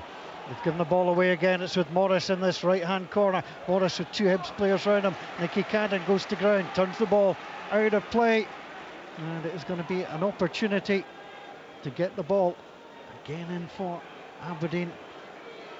Well, Hibs just one league win this season. That came against St Johnstone. In fact, both Hearts and Hibs have both beaten St Johnstone. As the ball comes forward, it's with Duke inside the area. Ewan takes the ball away from him. It's given back though. Duke tries to go through. Iredale. It's going to be a goal kick.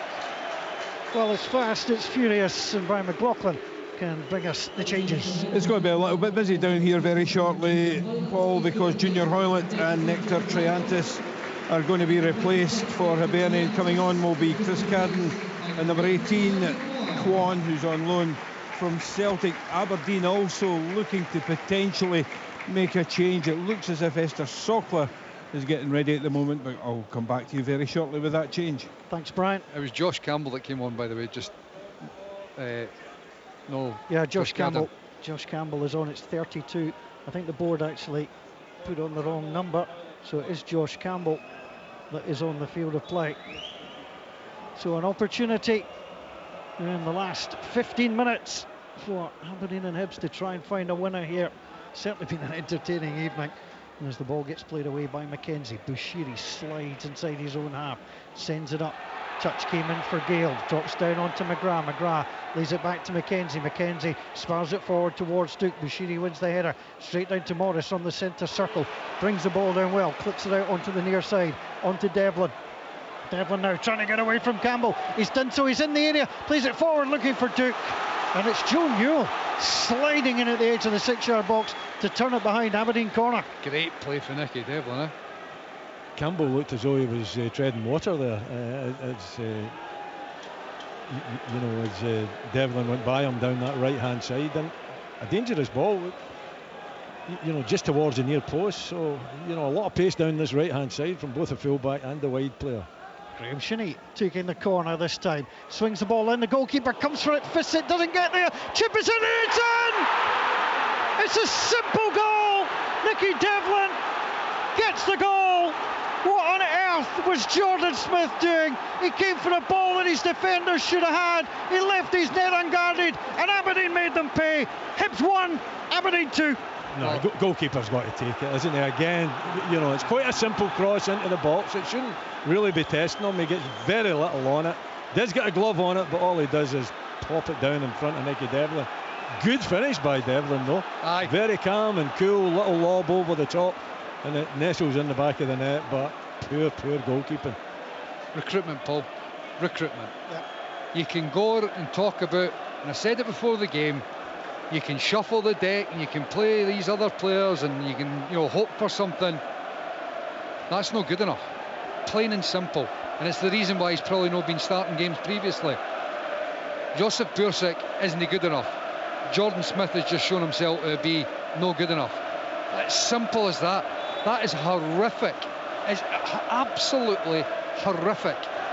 And they're now 2-1 down. Aberdeen have got their tails up, and the performance has actually been no bad for Hibs.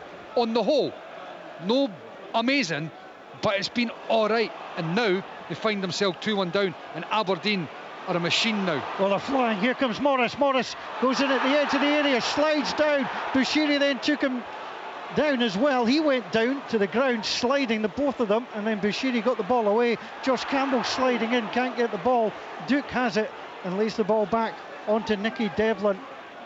Nicky Devlin, 5 goals this term. It's his best goal scoring season for Aberdeen. This is second season, 4 last term. Hibs trying to find a spark again. Here comes Lewis Miller, the Australian. Eli Uran on his outside. Joe Newell coming as well. Out wide it goes. Ball into the middle. It's a great ball across. A chance off the bar from Cannon. Back to Campbell. On to Eli Uran. That could be a penalty. Might have been a hand in there as well. The ball goes wide. Wow. That was incredible. Nicky Cannon hits the bar. Unbelievable. I mean, it's 100 miles an hour. Folk clattering into each other. The ball's spinning out into dangerous positions. I think it was Kwon who put the ball in. A really good ball, by the way. It looked as if Nicky Devlin had incredibly dealt with it, but still presented an opportunity for Nicky Cadden. Yeah, they're looking at something, but I would be astonished if they gave anything, because whoever it was is standing, less than a yard away from the ball. Yeah. And it's drilled at him. Yes. You know, even if it has hit an arm, you would think no penalty.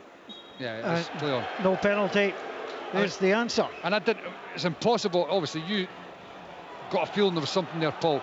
You see that in live play, it's impossible to say whether it did hit the hand or no. But I'm telling you, just instinctively, even if it does, I'm thinking there's nothing in it. You know, you can't give penalties when there's things that are so close like that. By the way, Duke's actually done well since he's gone through the middle, isn't he? He's looked much better. He has looked better, and I was calling for him to get hooked. he's a handful. He uses his body really well, I think, you know, his strength. And now he's getting hooked. Now he's getting hooked. Let's go pitch side. His race. Brian McLaughlin is there, the latest change. Yeah, it is going to be Duke coming off, and it is going to be Esther Sockler coming on. I did have a look at that penalty claim, by the way. It was a shot from Josh Campbell. It did come up. It hit the body, first of all, of Graham Shinney, but then caught him on his left elbow. But no penalty awarded. Absolutely not the correct decision by the officials. Thanks, Brian. Well, Hibs 1, Aberdeen 2. If you're just joining us here, 11 minutes to play. BBC Radio Scotland. I'm Paul Mitchell alongside me, Willie Miller, Michael Stewart, Brian McLaughlin, pitch side, David Curry, guiding us all through this one this evening. See if Aberdeen see this game out and win 2-1 or win 3-1 or just win the game. You've got to say they are the real deal.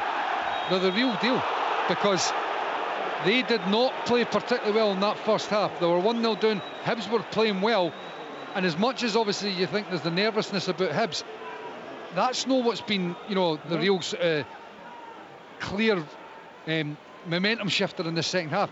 It's been the fact that Aberdeen have been good and they've gone after the game. Yes, it's a horrific mistake that's led to this second goal, but Aberdeen, the intensity's gone right up.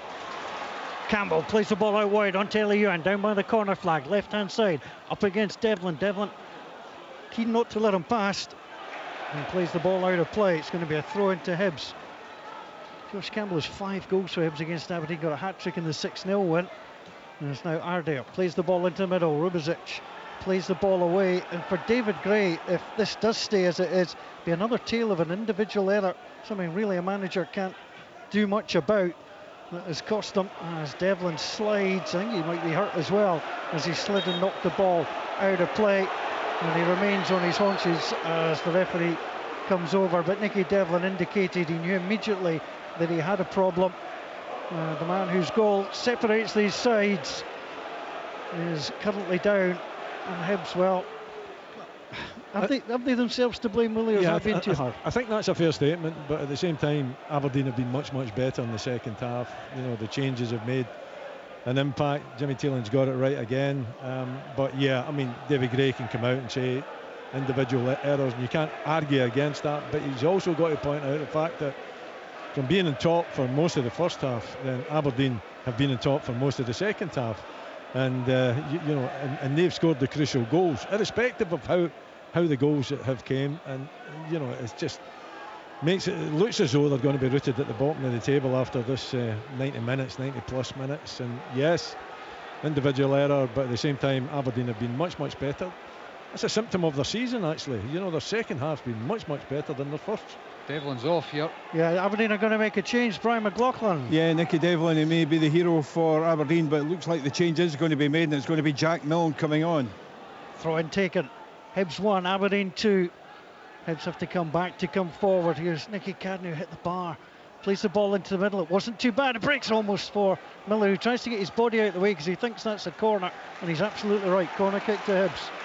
Aberdeen need to get Jack Milne on here. Yep, that's him. Why is he getting pulled back? Well, he was started to go on. All right, yeah, flash these. Get the studs checked. Flash these studs, yeah. Yep, there you go. Have you ever seen anyone getting pulled? Hold on, go and change them. Yeah, off you go. Here's the corner kick for Hibs.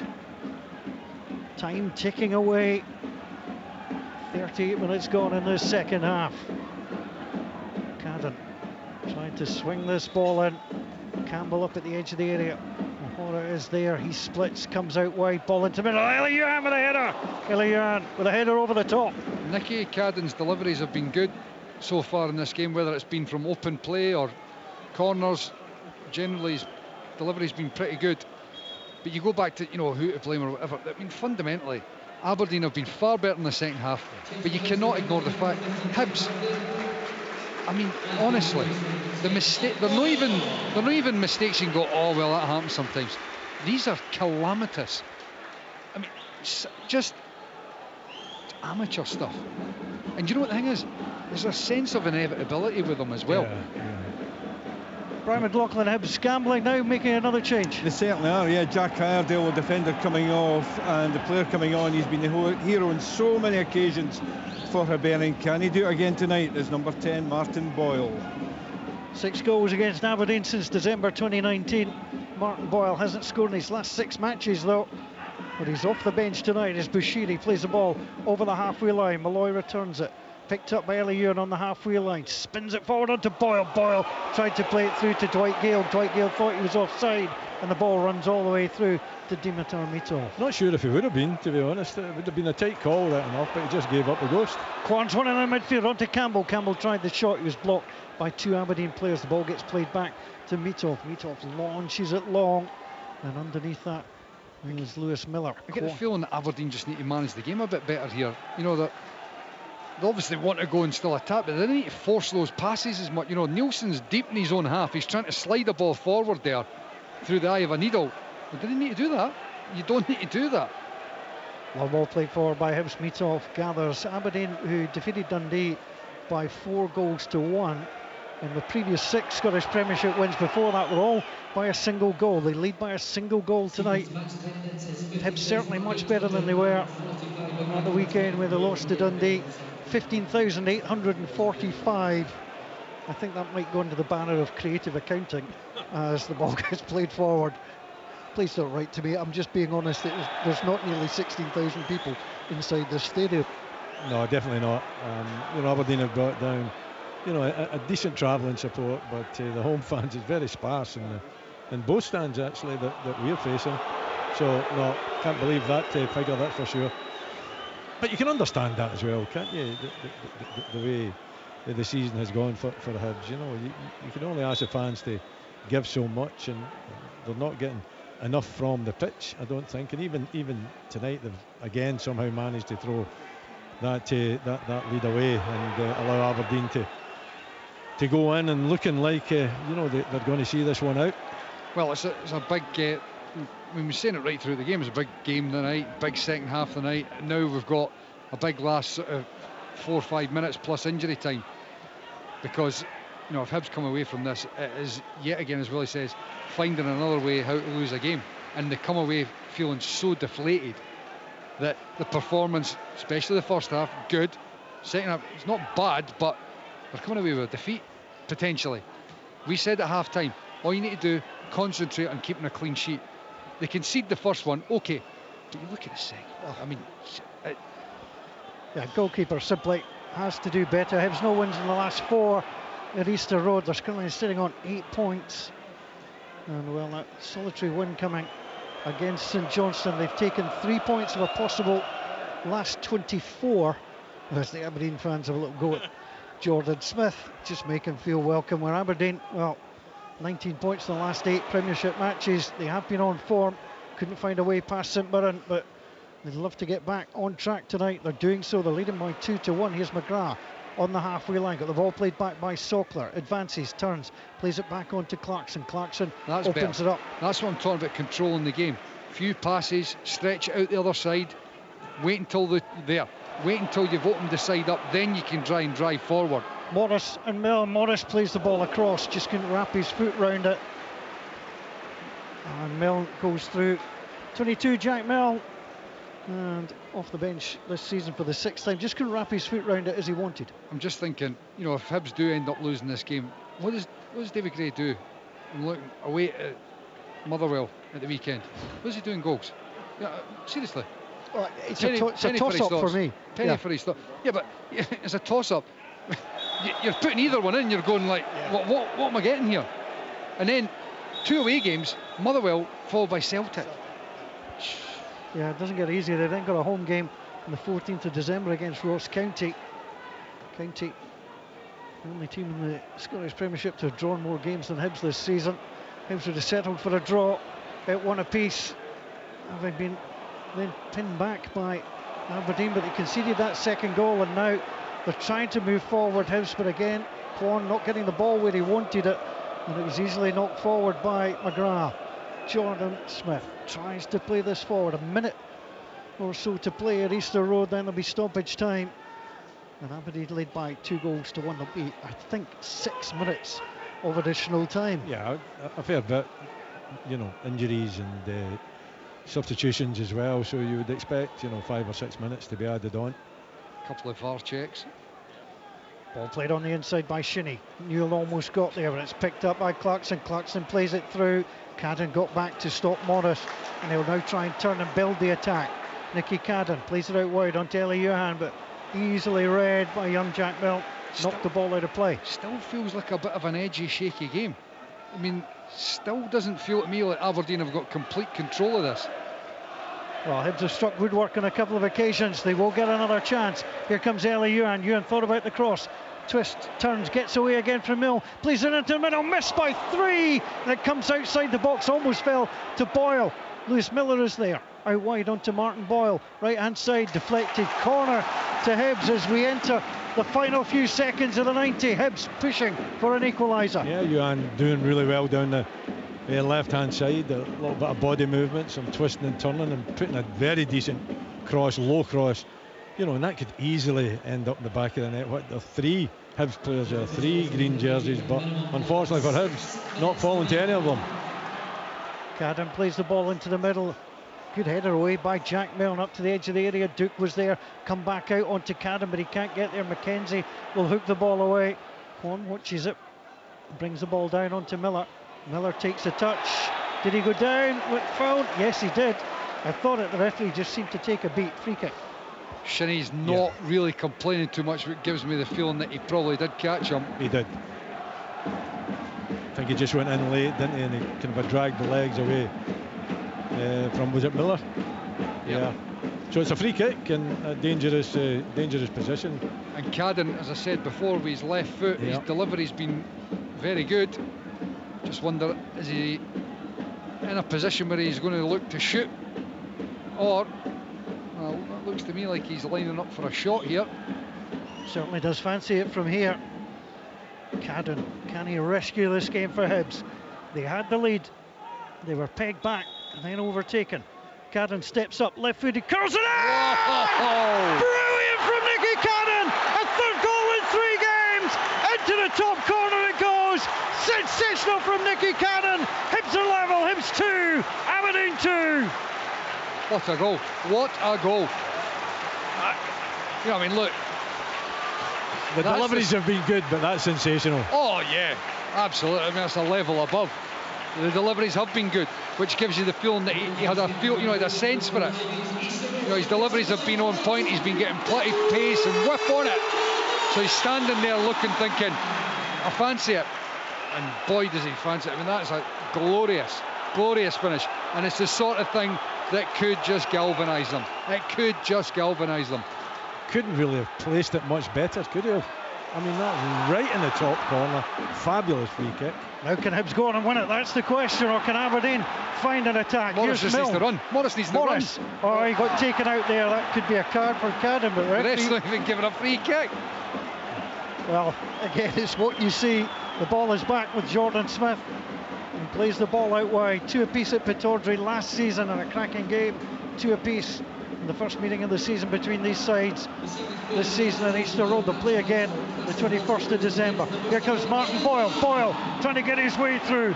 He's being forced backwards though by Nielsen. And then going in there with Sockler. Sockler wins the ball. Nielsen has it. Nielsen reads Campbell. Campbell slams him to the ground.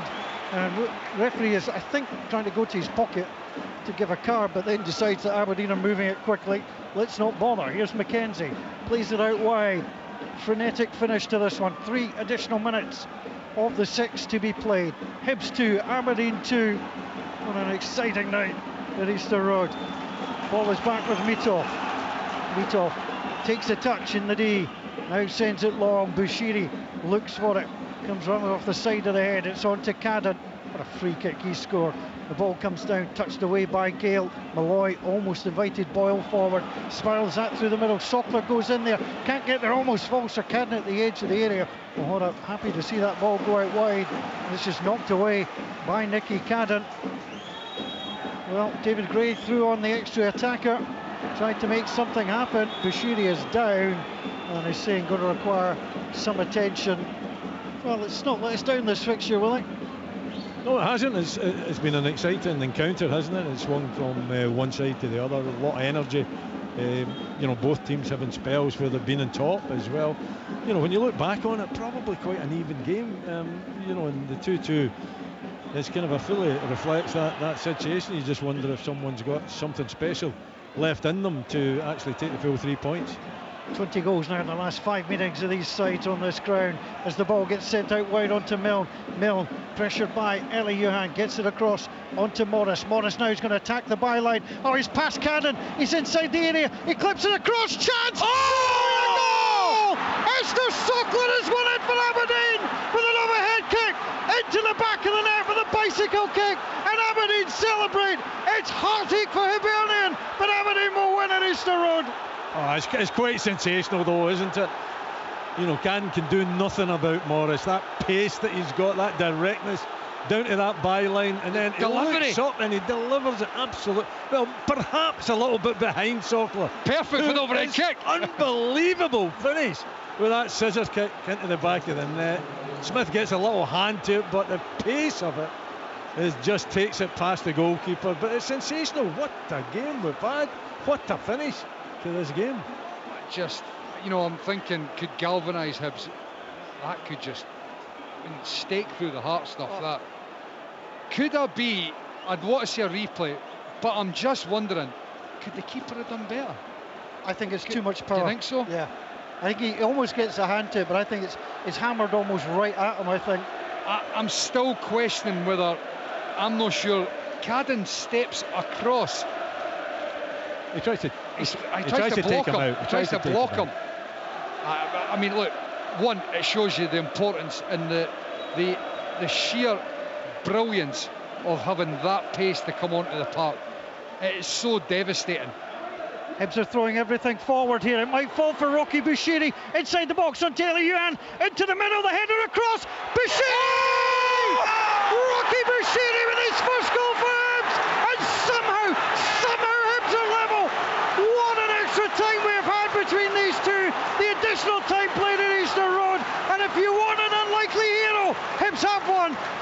Bushiri scores for the first time. Hibs 3, Aberdeen 3.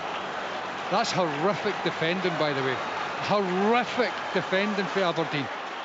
You're just like thinking, how? Where's the gaps that are in the back line there? Down this right-hand side. First they didn't win the initial ball, but the ball's breaking and you're thinking, where are they? Where? For Hibs though, I just talked about the goal that was not even. Which one was it? Listen, just lap it up. Listen, we've been royally entertained, haven't we? And for it to swing from one end to the other, and to get these goals, and the quality of the goals as well. Maybe not that one, Bushiri bundles it into the back of the net, but the two previous ones were of the highest class you could hope for in a game, and it's just been sensational. What a night at Easter Road. As we said, when Hibs kicked off, having conceded, they lined everybody along the halfway line. They played the ball back to the goalkeeper. Everybody went forward. It was a cold play from a Hibs perspective, and they're going to get a chance to get a free kick because they've had a man bowled over inside the centre circle, and Nicky Cadden is going to launch this. 98 minutes almost played. This could be the last action of the match, and surely not. Well, anything's possible. Here comes Nicky Cadden, drives the ball forward. Mitov waits, gathers it. That was an anti-climax. Played too long. He's now going to send it forward. The referee, Callum Scott, brings it to a close. What an incredible evening at Easter Road Stadium. Hibs took the lead in the first half. Aberdeen got back to 2-1. Nicky Cadden with an absolutely sensational free kick to make it 2 apiece. Esther Sockler somehow with a scissor kick to hammer it past in stoppage time, only for Rocky Bushiri to score for the first time in green and white of Hibs to rescue a point. What an evening at Easter Road. It's finished Hibernian 3, Aberdeen 3.